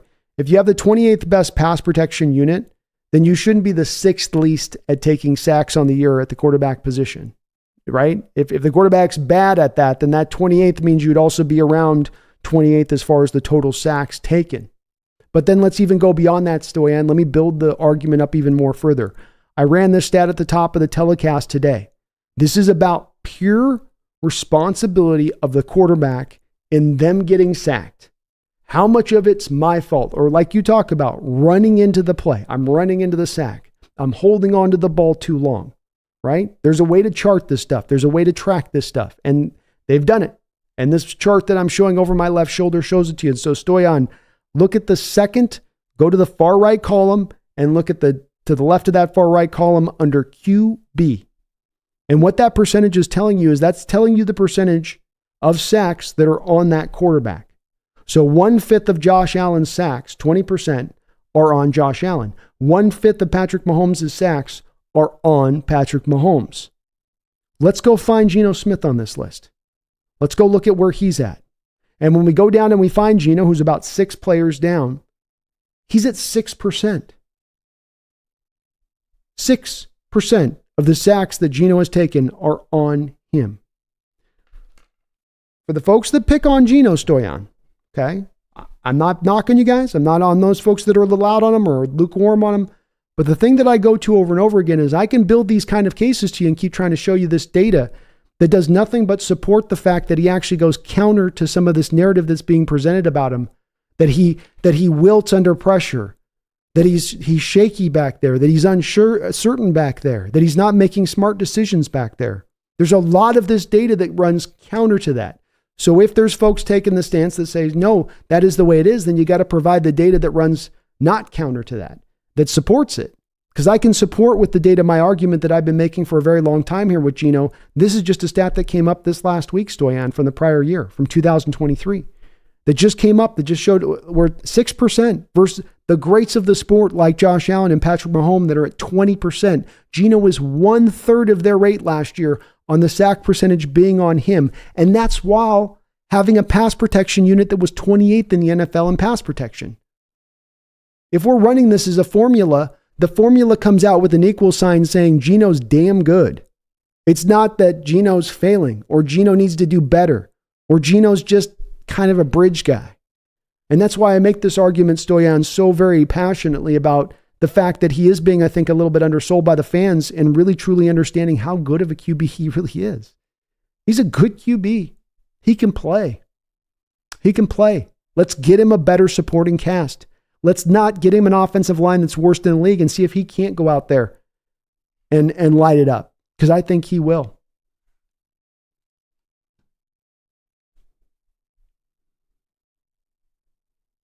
Misfit, I like Darius Robinson. Me too, man. He's good. Dizzy, Geno didn't have much of a pocket to move around last year. When the pocket did hold up, he looked good. My outlook on it as well, and the data supports this. That's the nice, beautiful part about this analytical age is that there's so much data that you can look upon where we don't have to guess like we might have in 1989 or 1996. Now we got this stuff we can look back and go, well, this can tell us the true tale of what happened here.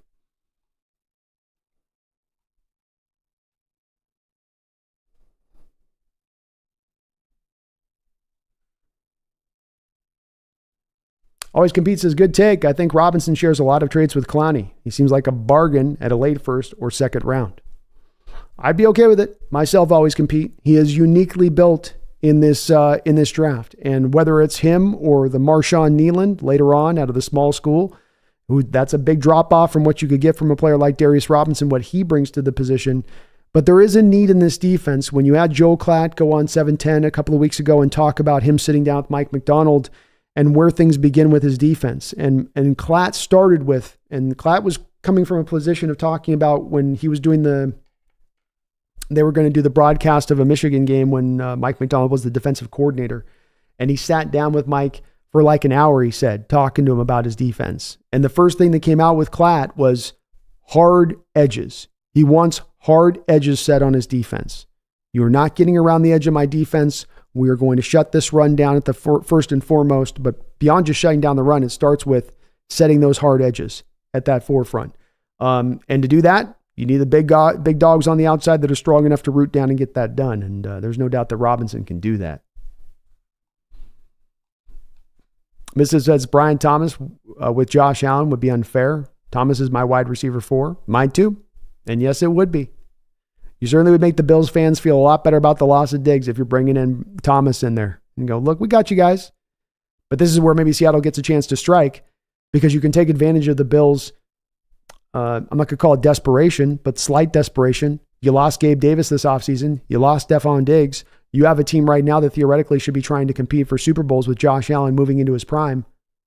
Does that drive some desperation for them to make a silly trade to the Seattle Seahawks to go get that Brian Thomas?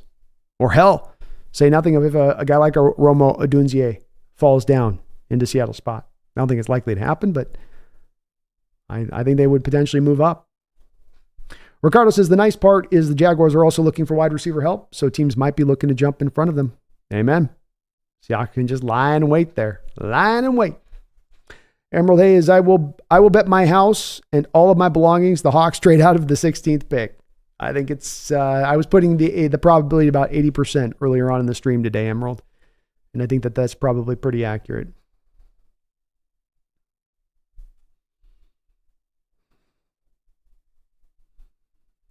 Swedish says, damn, I love church. Preach it, B. Let's go.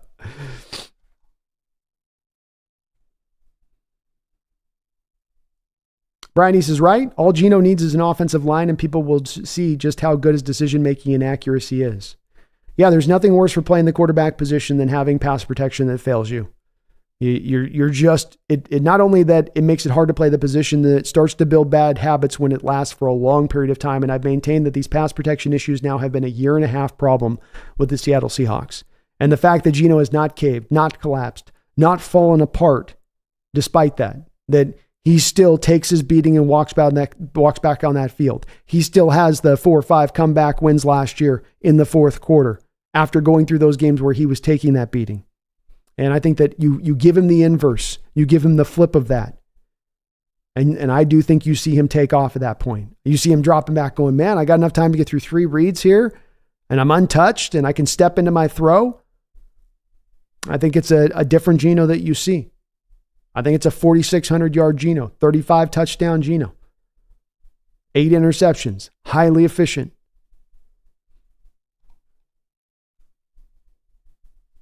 Dizzy says our pass rush was destroyed when Uchenna pulled his pec last year. It was. Yeah, that definitely was where it started to draw back. And you brought Frank Clark in, and he had a fork sticking out of him. He was done. And, Derek Hall wasn't ready as a youngster to step forward. And you really saw a lot of Boye Mafe's early production was on the back of getting some single opportunities against offensive tackles. And Uchenna was drawing more of the double teams to his side. Uchenna goes out. Now the double teams go to Boye Mafe's side. Now Boye Mafe is much more reduced as a pass rusher as he now has to learn how to kind of deal with double teams and still find effectiveness within it. Uchenna coming back is going to be a big deal. And you need him back because of not only his ability, but also some of the certainty he brings versus the question marks that are Darrell Taylor and Derek Hall. The DDs. The DD question marks. Yeah, Space, we need a good offensive line. He says Mafe stepped up big time, but the hole that was left when Geno went down was hard to fill. Yeah, it was. And it's a new thing. We saw Mafe go to that next step of his rookie year as a pass rusher. He couldn't really win one-on-one very much. He was kind of trying to find his way out there. He came out of college with that sort of double hand swipe move, and that was his one trick he'd want to go to too often. And so he got here to the pros, and he had to learn how to win in other ways, learn how to get countered inside. Of course, his work with BT Jordan no doubt helped. And he was doing that last year. That's how he had that sacks in 7 straight games, he was learning how to win one-on-one. But then now, this is what happens to all really good up-and-coming pass rushers, is that now you start to become pretty vibrant and able to attack. And now you're going to start to draw some attention from the opposition. Now they're going to start kicking down that double team to you. The chip block's going to come. The tight end's going to hit you before he goes into his route and releases into it. How do you now learn how to function and be still productive around that? And can you? Some guys get stymied at that point. Some guys are like, man, once you double team me, I'm done. It's spent. So this is the next spot that we'll learn about, Boye. The one thing is, though, is if you've got the two vibrant edges, Dizzy, then it's very hard to just double team that one guy all the time. And that's where having somebody out there where it's not a Darrell Taylor or Hall, where a team can go, look, we can one-on-one this guy and then just double this guy because this guy's not going to do nothing on the single block. That's where you have to have the two guys on both sides. A single great pass rusher can be neutralized on a team. You've got to have the two. Emerald says it would not surprise me to see the Hawks go deep in the playoffs. Hey, it's a very talented team. Anything's possible. It's going to be very young. But look, we saw I think the Packers were one of the youngest team, if not the youngest team in the NFL last year, and they made the playoffs. And they took San Francisco right up to the brink after they beat the doors off of the Cowboys. Spaces, things will be different this year. I hope so. Boy says, who are some guys you really want the Seahawks to pursue in the second and third rounds? I want Jaden Hicks. Also, thank you for answering all the questions. I'm enjoying listening while doing some work. Well, thank you, man. I hope your work's not going to last too long out there tonight. Second, third round. I'll give you a couple guys here. I like a lot of a guy that in kind of a late second round guy like a Malik Washington's become very much a favorite for me. It's a wide receiver, but guy could maybe fall down a little bit in that second round place that I like a lot.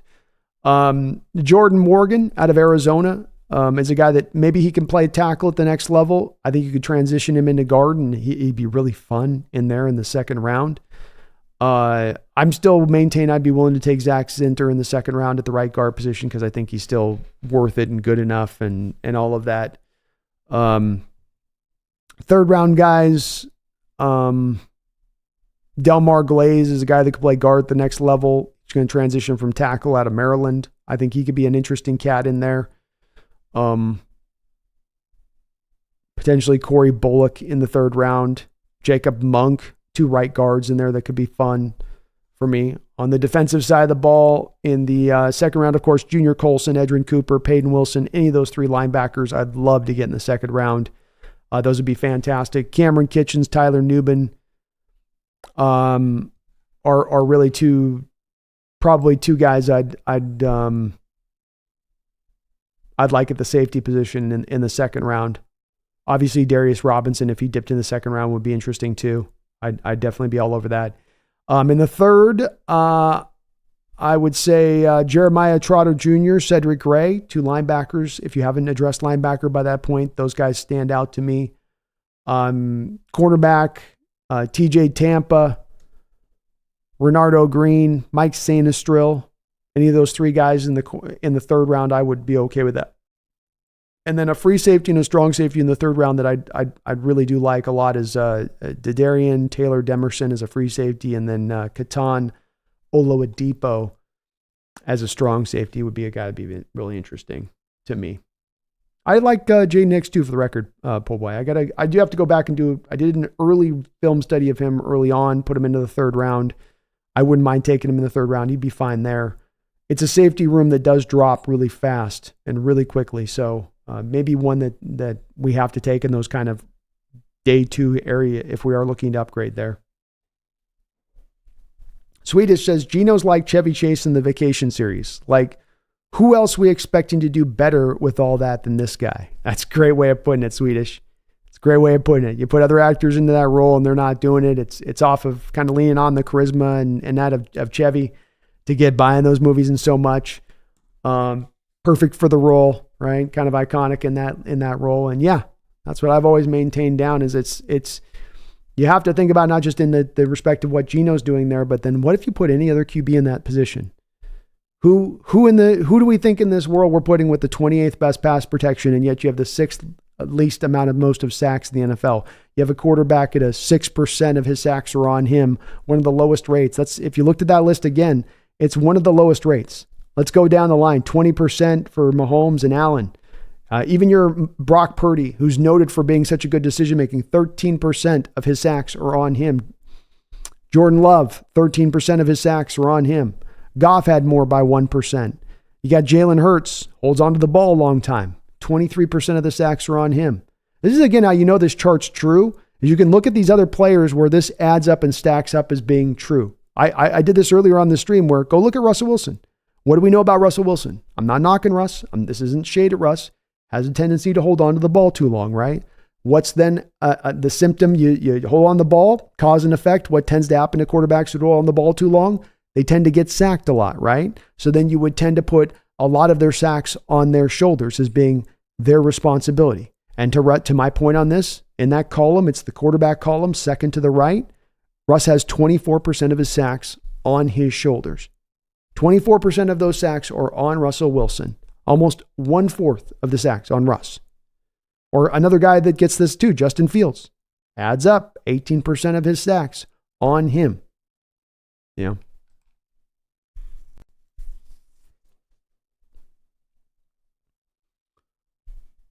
JL says, all right, fellas, got to get back to Washington 24. Jack Bauer just chopped off some dude's head with a samurai sword. Have a good night. Holy shit. That series kept amping it up, man. They just kept going. I'm glad to hear it holds up, JL. That's one of those ones you worry about, man. That's going to age, but it's been 20 years. It'd be cool if it did hold up. Emerald says, enjoy your podcast, brother. Just can't afford to show my appreciation this time, but you rock, brother. Hey, man, you're watching, you're hitting the like button, you're doing right by me. So there's no requirement here that you got to donate. If you're showing the love in that fashion, then you're doing awesome by me. You're helping this channel grow and doing everything I could ask for. So I appreciate you for what you're doing, man. Thank you so much. Grant Billups, thank you for subscribing to the channel. Mr. Billups, welcome aboard the Hawks Nest. I appreciate you for doing that. We'll probably start to put a little bit of a button on this one here. Let's get the last couple of questions on in today. I want to thank the sponsor of the show today, which is Underdog Fantasy. Underdog Fantasy sponsoring the Hawks Nest throughout the course of this year, and they have been doing so kind to do so. Right now, you can click the link in the description section below, and you can use my code NEST, that's NEST, and they will match you up to 100% of your first deposit up to $100. So $100 on the Hawks Nest to you through the Underdog Fantasy app when you are first time log in. Just use my code or click that link at the top of the description section below, and they will match that. So thank you to Underdog Fantasy for doing that. They got some great contests. We got the March Madness going on tomorrow. You can get in on that. You got a team you think is going to win. You got a player you think is going to go off. Well, take advantage of that knowledge right now. Win yourself some money on the back of that knowledge. Go head to head with other fans or just go up against Underdog itself. Either way, they've got every kind of contest you can want to get into there. Baseball, basketball, hockey, football moving into next year. It will continue. But thank you to Underdog Fantasy for sponsoring the Hawks Nest throughout the course of this season and off season. William says, what round does Sweat go now, B?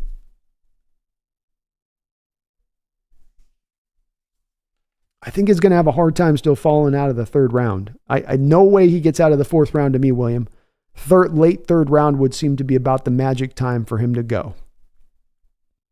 That would be my estimation. I will say the tough part about this is that prospects tend to understand this is probably the worst time of year to get yourself a DWI. And so they all tend to be at this time of year living like nuns in a little apartment room where their agent said, all your job is to do is to just lift weights and keep a low profile for the next 6 months and you'll get your $1 million contract. So most guys tend to know that that's what they're supposed to be doing. And he just didn't get that memo, I guess. But I still think for a guy this big, this talented in a draft, William, where there are so very few nose tackles, he still ends up getting taken fairly high at that point. As I was saying earlier on this, William, if Laramie Tunsil can have a bong gas mask that he's huffing on video, on the day of the draft and still go in the first round, then you get a dip, but you're not going to fall out of it. Dizzy says, I'm stoked to see what Ryan Grubb does with these offensive pieces. We have K9, JSN, Lockett, Metcalf, Bobo. Yeah. Hell, I mean, Charbonnet in there on the mix too. On top of that, Dizzy. Fan, I think, is a piece that he's going to be able to utilize well. Grubb's got a lot to work with. And part of the reason I want to get this offensive line right is I think it's going to help all these other supporting parts, from Geno to the wide receiver room to the running backs. And I think Grubb's going to be a little bit like a kid in a candy store out there, Dizzy, and what he's going to have to utilize. And what's really nice about the Washington offense and watching it last year is he had all of these weapons to utilize. A couple tight ends. He's got Odunze. He's got Polk. He's got McMillan. He's got his running back, Dylan Johnson, back there. And he found a way to work through the production between all of them. Everyone was going to get their touches kind of. And still the offense was going to be very productive as well. Like, he wasn't that he was force feeding guys, but just there was a natural flow to the way that the touches were being kind of delved out. And that gets me very, very excited for him with this offense. Very excited. Space, thank you for the $20 donation. And that's your 10th super dono as well, Space. So that's a tremendous achievement on your part and a great way to finish this up here in the live stream today.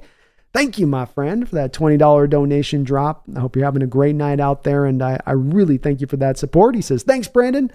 We appreciate you. Well, there is no doubt about that. I always feel the love from you folks out here. Just kind comments in the chat or donuts. Doesn't matter either way. Every time I go live, you guys are always so very, very kind and supporting here to this stream and the show and the channel. And I do always want to say, I probably don't say it enough, as I should make sure to get this out every time, that I want to thank everybody out there for how this is such an awesome experience every time getting to go live, and how I'm in my community. I'm in my happy zone because I got my people around me. I think in a lot of respects. We obviously have our fair share of disagreements, but that we all just love football and just want to talk shop, and appreciate that for what it is. So thank you for that, Space. I appreciate you too as one of my longtime supporters. 10 super donos on the record books for you, brother. So thank you for that very, very much. Thanks for finishing us off right and great on the stream in a major way. You're awesome. Random the Cut says, can't wait to see DK go off for about 1,400. I could see it happening, man. This offense is going to put him in a position, I think, to truly be able to do that this year. Pass protection gets better. Offense gets more diversified, more of a willingness to feature the middle part of the football field at times. You're going to see DK's production rise, and he's got a 1,500 yard season in him. I know he does. It's just about getting the offense in the right place. It's just about getting the defense from living on the football field. Let's not have a defense spend an extra game and a half collectively of a football season on the football field because of the number of pure snaps that they've run out, right? They've run out so many extra snaps because they can't get off the field on third downs because they have so many long drives on the books that they play literally an extra game and a half. Removing then that offense of that extra game and a half, they could have been on the football field instead there. And DK with it, finding productivity, finding that 1,400 yard season that we all think that he has.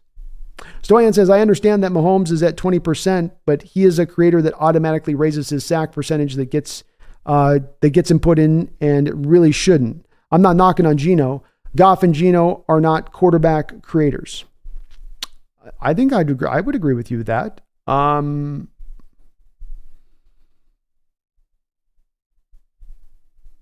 See, that's the part though. So then you say they go as the O-line goes. So here's the difference in my opinion on this, Stoyan. If you took Jared Goff this past year and you put him behind this Seahawks offensive line, he doesn't put anywhere near the same productivity up that he's put up with the Detroit Lions. He doesn't put up the productivity that Geno put up, in my opinion. What you would see then at that point with Jared Goff would be like a sub 3,000 yard player. So that's where, again, I counter that I just don't really agree on that. I will agree with you on the Mahomes part in that, yes, 100% of what you're saying there is true, and that his sack percentage raises because he has a tendency to hold the ball. And like I said, with Russell or with Justin Fields or with any quarterback that's into improvisation, however to say that word, any quarterback is going to do that or lean into that part of their game. They're going to have a higher percentage of their sacks that are going to be on their backs, that you put at their feet and say, no, that's on you. That's not on somebody else. That's on you for not getting that done. So but that's a little bit of a separate point from the original point we were talking about here with this, Stoyan. Was the original point with you was that Geno was running into sacks, that he was creating his own problems. And my opinion on this is that instead of that, it's the inverse of that. Rather than Geno creating his own problems, it's Geno and a lot of times saving us from the issues that are there at play. When you go back and watch Stoyan, the all-22 tape of Geno against the Steelers last year, and him dipping and diving around TJ Watt snap after snap and dipping around pressure and still dropping dimes all over the football field, that's him improvising and working around chaos and being successful around that chaos. But as I've maintained on this, that's why I can't take the Goff comp on this. That's why I can't just say that it's in that kind of place of zone of where you're putting it. Because if you take a Goff and you put him on the Seahawks offense last year, he doesn't have 5 comeback behind wins. He doesn't throw for 3,800 yards. He throws for 3,000 yards, and he has probably just as many interceptions as he's thrown for touchdowns. Geno's a better quarterback. And that's why I'm harping on this point so much, is because I do feel it so passionately that this is the part that's that missing spot, in my opinion, Stoyan, and you're not alone in your outlook on this, okay? And so I don't want to seem like I'm knocking down your whole outlook on this, but just there are many fans that feel this way, but I am staunchly outly against it. I think it's the simplified version of way of looking at Geno, and that this particular situation requires a little bit more of the understanding and the imagination of what's happened to cause what's occurred. And that he's not just fully reliant on needing everything to be perfect around him to find success. That's not, which is a little bit what's inferred there in your statement. It's that everything has been in a chaotic state, and yet he's still gone out there and found productivity, which is more of my point that I lean on the other side of that. And I think those are two separate things in what we're saying. I think those are starkly two different things. So I maintain, you take many, many quarterbacks in this sport, absent maybe just a select couple, and put them into this offense last year, they would not find the same kind of productivity that Geno Smith found. And that's an indication of Geno's not greatness, but goodness, effectiveness, and reason to have upside in the belief of he can be even better in the future when you start to remove that heavy amount of chaos. Stoyan says, all I'm stating is if Geno is at least trying to escape the pocket in better manner, may raise his sack percentage, but will increase his time to throw too, is my point.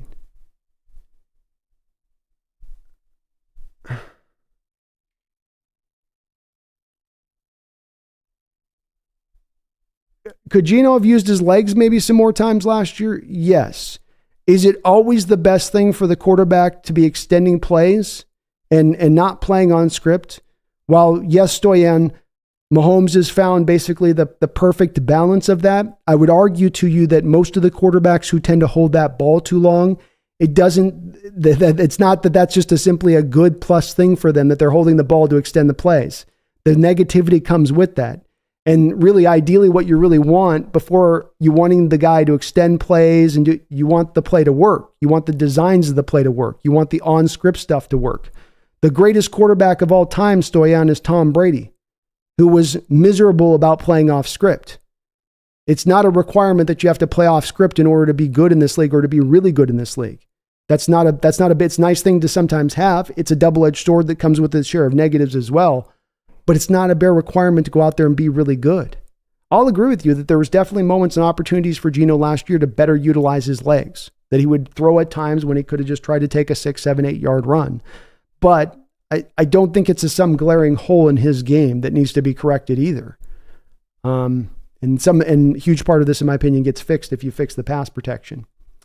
Chase Stern, thank you for the $5 donation. I do appreciate you so much for that, Chase. He says, why is Byron Murphy getting overdrafted in all the mocks? I see him going over Newton very often. Just doesn't make sense.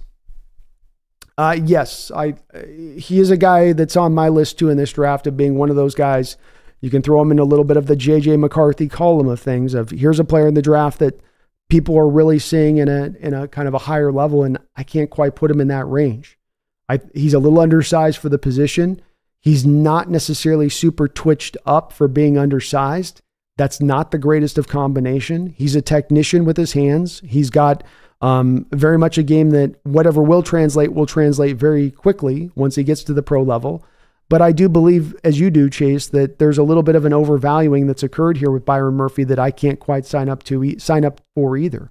I think he's a solid prospect. I put a second round grade on him, but I have Newton ahead of him. I do have him in the middle of the second round. And I do think that for the talk that's being placed out there, Chase, with him going in the first round, I did put him in my mock, I think, because teams seem to be having this outlook of him, he's going to go in the first. But I don't know if that necessarily means that he should go in the first with his skill set. But people that love Murphy, Chase, love Murphy. So it could be just I'm missing it on that one, you know. Dizzy says, I agree with you on the Goff statement. Damn, Geno looked good against the Steelers last season. Hate that we lost that game, but he looked elite. Yeah, he did. He made some amazing moves in that pocket to get around pressure. And that's the thing about Geno is he's not an improvisational quarterback, but he is a very good pocket mover. He's very good in short spaces and in the subtle climbing of the pocket, which if you're good at being subtle in your climbing of the pocket in a step or two to the left, a climbing of the ladder up into the pocket, if you can do those kind of moves, you don't have to have as much of the improvisation stuff because you're extending the play and just enough on time to give the player a little extra time to get those throws off and to throw it into an open space. It's one of those ways where there's a lot of ways to slay the dragon. It isn't just necessarily it's got to be down this one line.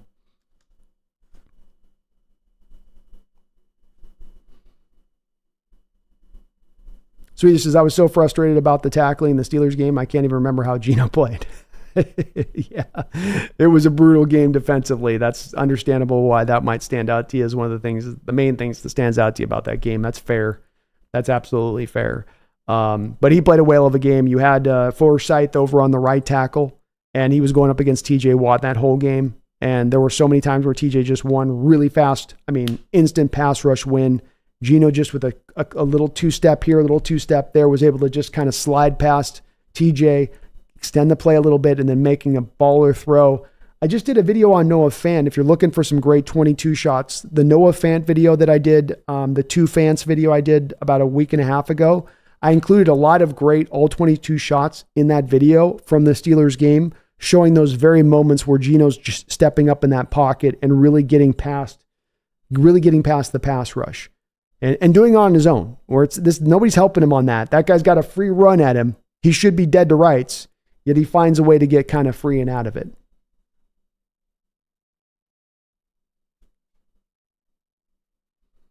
Disley says the tackling is 100% why we lost. I remember watching Geno masterfully navigate the pocket and then drop dimes downfield. It was beautiful. Yeah, he was just great in that game. A game you needed, he was really stepping up. A game that was absolutely one that you're trying to stay in the playoff hunt.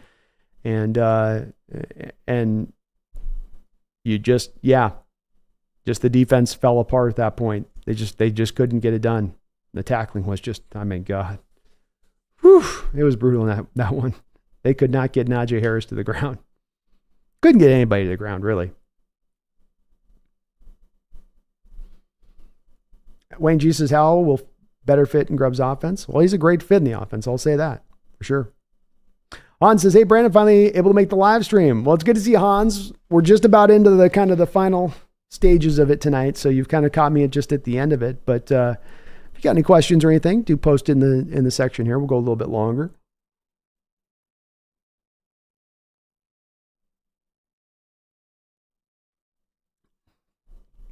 Did he say Hal can take Geno's job, but it won't be next year? He has a lot of growing to do first. I'm an armchair head coach, trust me. No, I agree. I think Geno's definitely got him beat right now, but give Sam another year of development in this offense, and then maybe after this season, you never know at that point. You never know how that'll go at that point. Hansen saw the tape of the O-line in that Steelers game. Well, the interior offensive line was garbage. Indeed, it was. They were just not able to hold up. I mean, that was a game where just everything started to kind of really, you felt the falling of the part of the season really fully kind of coming into bloom at that point in that game. You're at home. You need the game badly. The defense just doesn't show up from a spiritual realm almost. You just feel like they just weren't even there.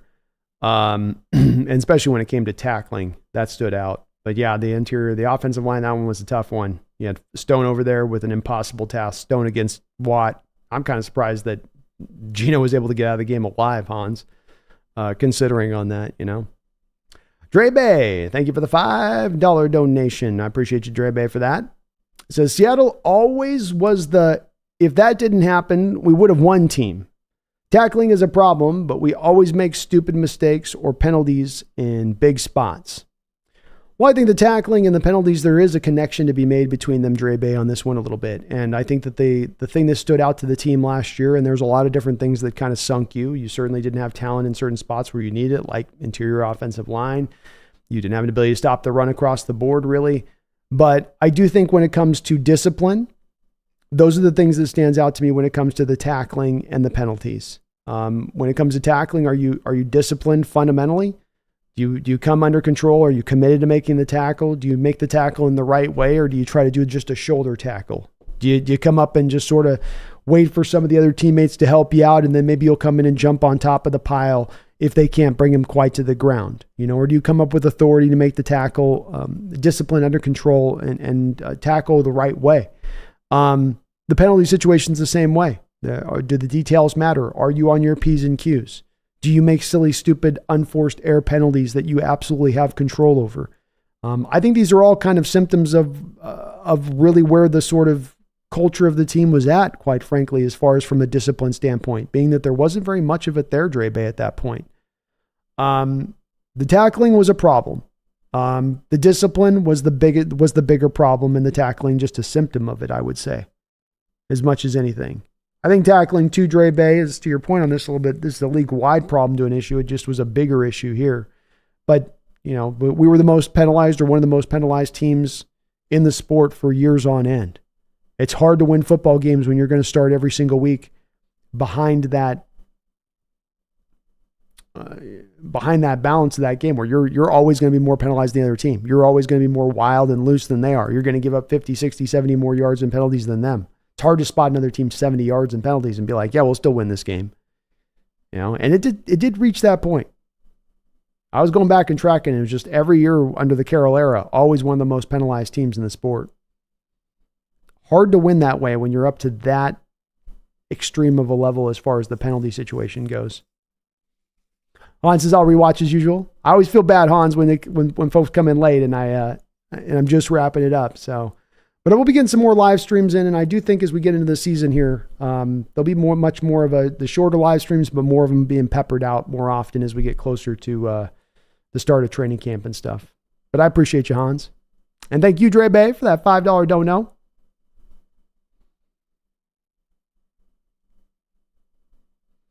I definitely don't find myself in that, if this happened, if just this didn't happen, we would have won thing. I always don't like that mentality either, Dre Bay, where, an NFL game is made up of all of these plays over a game. It's not down to just one play or one thing. It's usually the accumulation of a couple of different items that lead to a win or lead to a loss. And I think you're right about the penalties being one of those big items that does accumulate, in addition to other things, that stacks up to be the easy reasoning as to why you did lose at times. Ricardo says, can they practice tackling during the OTAs? I don't believe that you can. I think the players got that removed out of it, Ricardo. You're not able to really practice tackling until you're even into the kind of the depths of training camp. And then I think you only get like 20 padded practices over through the training camp period. It's tough. Ricardo says, get Woolen a tackling dummy in his home, Ricardo, right? Just tell him, I want you doing 100 tackles a day in your home. We're going to get one of those motorized ones, and Coach will be controlling it from his house. So just every once in a while, you'll be walking, having a cup of coffee, and you see you just got to sit down your coffee and go tackle it.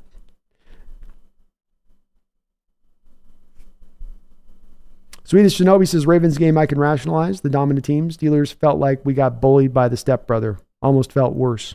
Yeah. Yeah, I can definitely. You're on the road in Ravens game. It's an early game, 10 a.m. But at home, late in the season, in a game you need, that's one to me that, felt worse. I mean, honestly, I felt like the Rams game in the opening game of the year, home opener, that's worse than the Ravens game. To lose that one. Like there's really no excuses for those kind of situations for that to occur.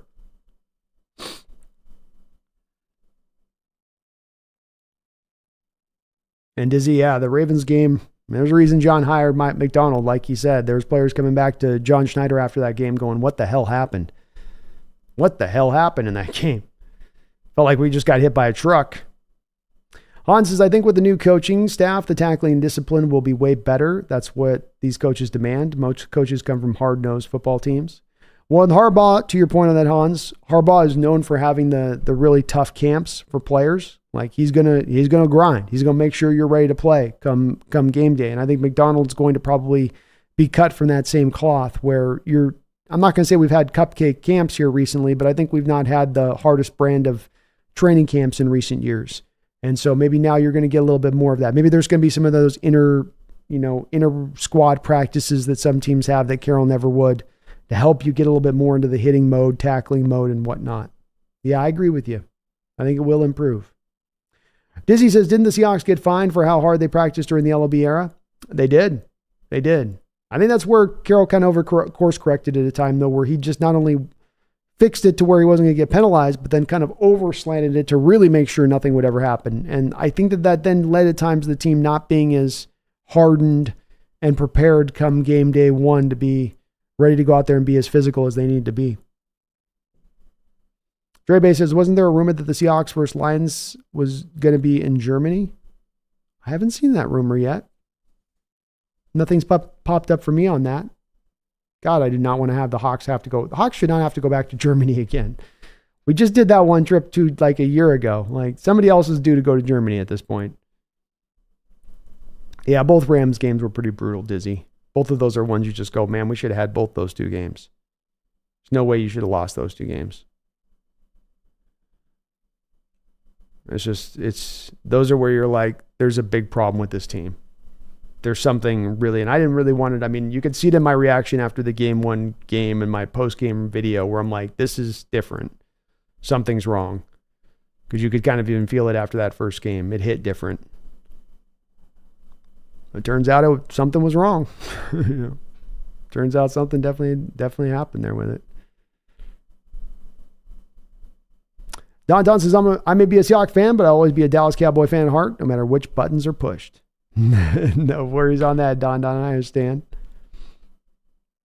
Rand says, yeah, we just went there. We're due at least 6 years without traveling overseas, especially considering it basically like deuced up our team for the rest of the season. Like we never got back from that Germany trip in the same place. Like the whole team was like kind of out of sorts after that point. We were rolling coming to that game.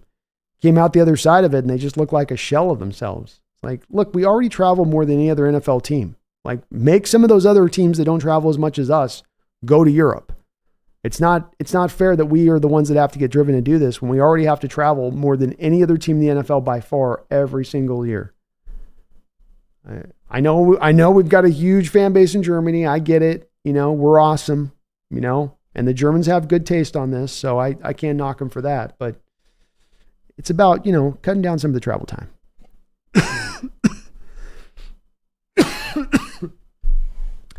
Don says, thanks, Brandon. Gee, I missed Texas and my native Oklahoma. Beautiful areas down there. Beautiful areas. Chicken God, the Seahawks are coming off what was probably the toughest regular season schedule in franchise history. I hope the league takes it easier on them this year. It was brutal last year, Chicken God, especially got in that stretch where you had 5 teams that were all going to be playoff teams and Niners twice in 3 weeks. And I think you had 3 games in 15 days. That was maybe about as tough a schedule. You're right, about as much as we've ever seen. That's about as tough as we've probably ever seen on a schedule front of things. Dizzy says, I thought the Cowboys game was great. It would have been a lot better without the phantom calls by the refs. Every time we gained momentum, the refs hit us with a penalty. Yeah, that was one of those not great officiated games of the season. Another one where the defense just could not find an effing stop. Just could not find a stop. Please stop them. My God. All right. Well, we're going to put a bit of a finishing button here on the show today. I do want to let members of the channel know, please, if you're a member of the channel, keep an eye up on your community post. I've been slowly releasing out my NFL draft guide. So I've been going kind of position by position through there. So if you are check your community post. If you're a member of the channel, as I've continued to kind of keep posting up little snips of that. And if you're not a member of the channel, I will be releasing the draft guide as we get closer, right before the draft, be posted out there for everybody to kind of piece through. So thank you for all the members and patrons of the channel that are supporting. As definitely going to continue to get those links out to you guys. I did want to let you guys know too here, just kind of some final notes. Highly requested on the channel is that we get more smaller clips from the live stream shows. So easier to kind of digest, and rather than have to sit down for 3.5, 4 hours at all times. I know there's many of you that do that. I love you for doing it. But for those that are wanting some of the shorter content, I've created an alt channel, which is just going to be serving as a channel to just feed clips from the live stream show too. So it's not going to be fancy. You're not going to get fancy thumbnails. It's going to be me talking in segments on given subjects, but just quick posts to get over there for folks that are wanting more of the short form content, which is one of the more highly requested spots of this channel in recent years. So if you look for it, it's the Hawks Nest Clips, formerly of Seahawks Scouting. I just changed the name of that channel. So it's the Hawks Nest Clips. We're going to be feeding clips through to that area. Please do get subscribed to that channel, as you will be seeing a lot of clips fed through from the live stream show over to that side of it as we move into the future. Dre Bay says, is the Seahawks game from Michigan? I appreciate the NFL forcing the Seahawks to go to Detroit every year. Nice. As a Seahawks fan in Michigan. Yeah, I bet, man. I'd like to go back to Detroit for a third straight year. I like those games, man. Those have been some of the better games in the NFL, bar none, period. Space the gauntlet. It was the gauntlet last year. Man, you had the Eagles in there. Had the Cowboys in there. Golly, that was tough. Rams were in there too. Han says if they would make the schedule that they play an East Coast team, then Germany, and then a bye week, it would be possible. At least it's not as bad as last year, indeed. Yeah, it can't be as bad as last year, and I'm okay with it at that point. You can't force it on either end of it, Hans, and you've got to give those teams the opportunity to really understand that, man. It's like these guys are in the middle of a year, their body's already wore down. You're having them take this long flight. They got to play on this field, fly all the way back. It's a lot. It's a lot on these players' body to ask them to do this, and you got to give them the chance to kind of recuperate and recover. And unfortunately, when it comes to the NFL right now, Hans, you look at these Thursday night games, you look at the 2 Thursday night games every year now, they don't have as much of a care on that recovering part, on how much this kind of weakens down these teams in order to be able to operate at their best. Chase Stern, thank you for becoming a member of the Hawks Nest Ring of Honor. And do, Chase, look over on that community post. We got the quarterbacks, the tight ends, the running backs. I've posted those parts of my draft guide over on that side of it, so do take a look at that over that. But thank you, man, for joining up. Thank you as well for your donation tonight. I appreciate you for that too. Ran the Cuts, Tyler will be torching the Lions, so yes, let's go back again. Tyler's good for 2 tutties. He's good for 2 tutties in Detroit no matter what. Write it down. Write it down. All right, folks. Well, we will be back very quickly this week. We're coming back on Tuesday. As you know, me and Brendan, we're just hammering up on these draft scouting shows that we're looking to do. So we're coming back this week on Tuesday. We're going to be doing guards. We're looking at tackles that could transition to left guard, right guard. We're not going to look at pure tackles because Seattle's just not drafting a tackle, no doubt about it. But a tackle that could be moved to guard, we'll be looking at those. And then we're going to be looking at the centers in this draft as well. But we're going to be keeping these shows double dipping throughout the course leading up to this draft. So Tuesday, Thursday, you'll be getting some B&B shows. I'll be back, I believe, here on Wednesday with the show, depending. So we should be back very shortly here as well. So, hey, couple extra show this week, a little extra Hawks Nest coming, guys, at you, of course, just to let you guys know we're going to be doing 3 days of the draft here. So all 3 of the days of the draft, the end of this month, I will be live streaming end to end all 3 days. Come hang out with me here. I would really appreciate it. I thank you to all of the folks that donated today in the chat. Very kind of you for doing so. I really appreciate all of that support. You guys are amazing in that way. I salute you for that. Hans, Dizzy, you guys have a good night. Ran the Cut, you two have a good night. Space, appreciate you, brother. Have a good one. Colby says the week 5 bye also really sucked last season. Yeah, that was way too early of a bye, especially when you had that murderer's row. You would have loved to see the bye stack between the murderer's row you had, where you had at least a little bit of breathing room in there. You're like, okay, let's catch our breath here. Ravens, 49ers. Whew. Okay, for Cowboys in a couple weeks. Okay, just give us a go. Oh, that's a lot. Oh, Tyler 2 Tutties. That's the new nickname, man. It used to be Noe. Now it's Tyler 2 Tutties. Dre Babe, we finally play Green Bay in Seattle. That's good. I hate playing them out in Lambeau. That's a house of horrors for us out there in Lambeau. I do not like going out there. Doesn't matter whether it's winter. Doesn't matter whether it's the first game of the year. We just can't win out there in Lambeau. That's our no-go place. Let's have them here. We do better with them here. We get Fail Marys. We get conference championship wins. This works a lot better out here. I like this a lot better. I thank you guys today for watching. Appreciate you. If you guys could for me, do hit that like button. If you could, heading on out the door. Back in a mere 48 hours here with the B&B show, looking at centers and left tackles. They could be guards. We got the draft guide coming out for members of the channel, and we got the Hawks Nest Clips channel rolling. So lots coming down the pike here for you. I appreciate all of the support, all of the kind words, and of course, you watching, because that's the best of all. Back soon, but until that time, we're about to kick this draft's ass, so I shouldn't have to remind you. We're about to take the rest of the teams in the NFL to the schoolyard and beat them up one by one with what we're going to do in this draft. They're going to be looking at us saying how they do it for a third straight year. How they do it for a third straight year. Oh my God. It's not just luck. So my fellow Seahawks fans, don't you forget, with us on the precipice of this beautiful, great thing about to occur, I shouldn't have to remind you. I shouldn't have to let you know about what we're about to do. But I'm going to do so anyway. Don't you forget. Don't you ever forget. Go Hawks.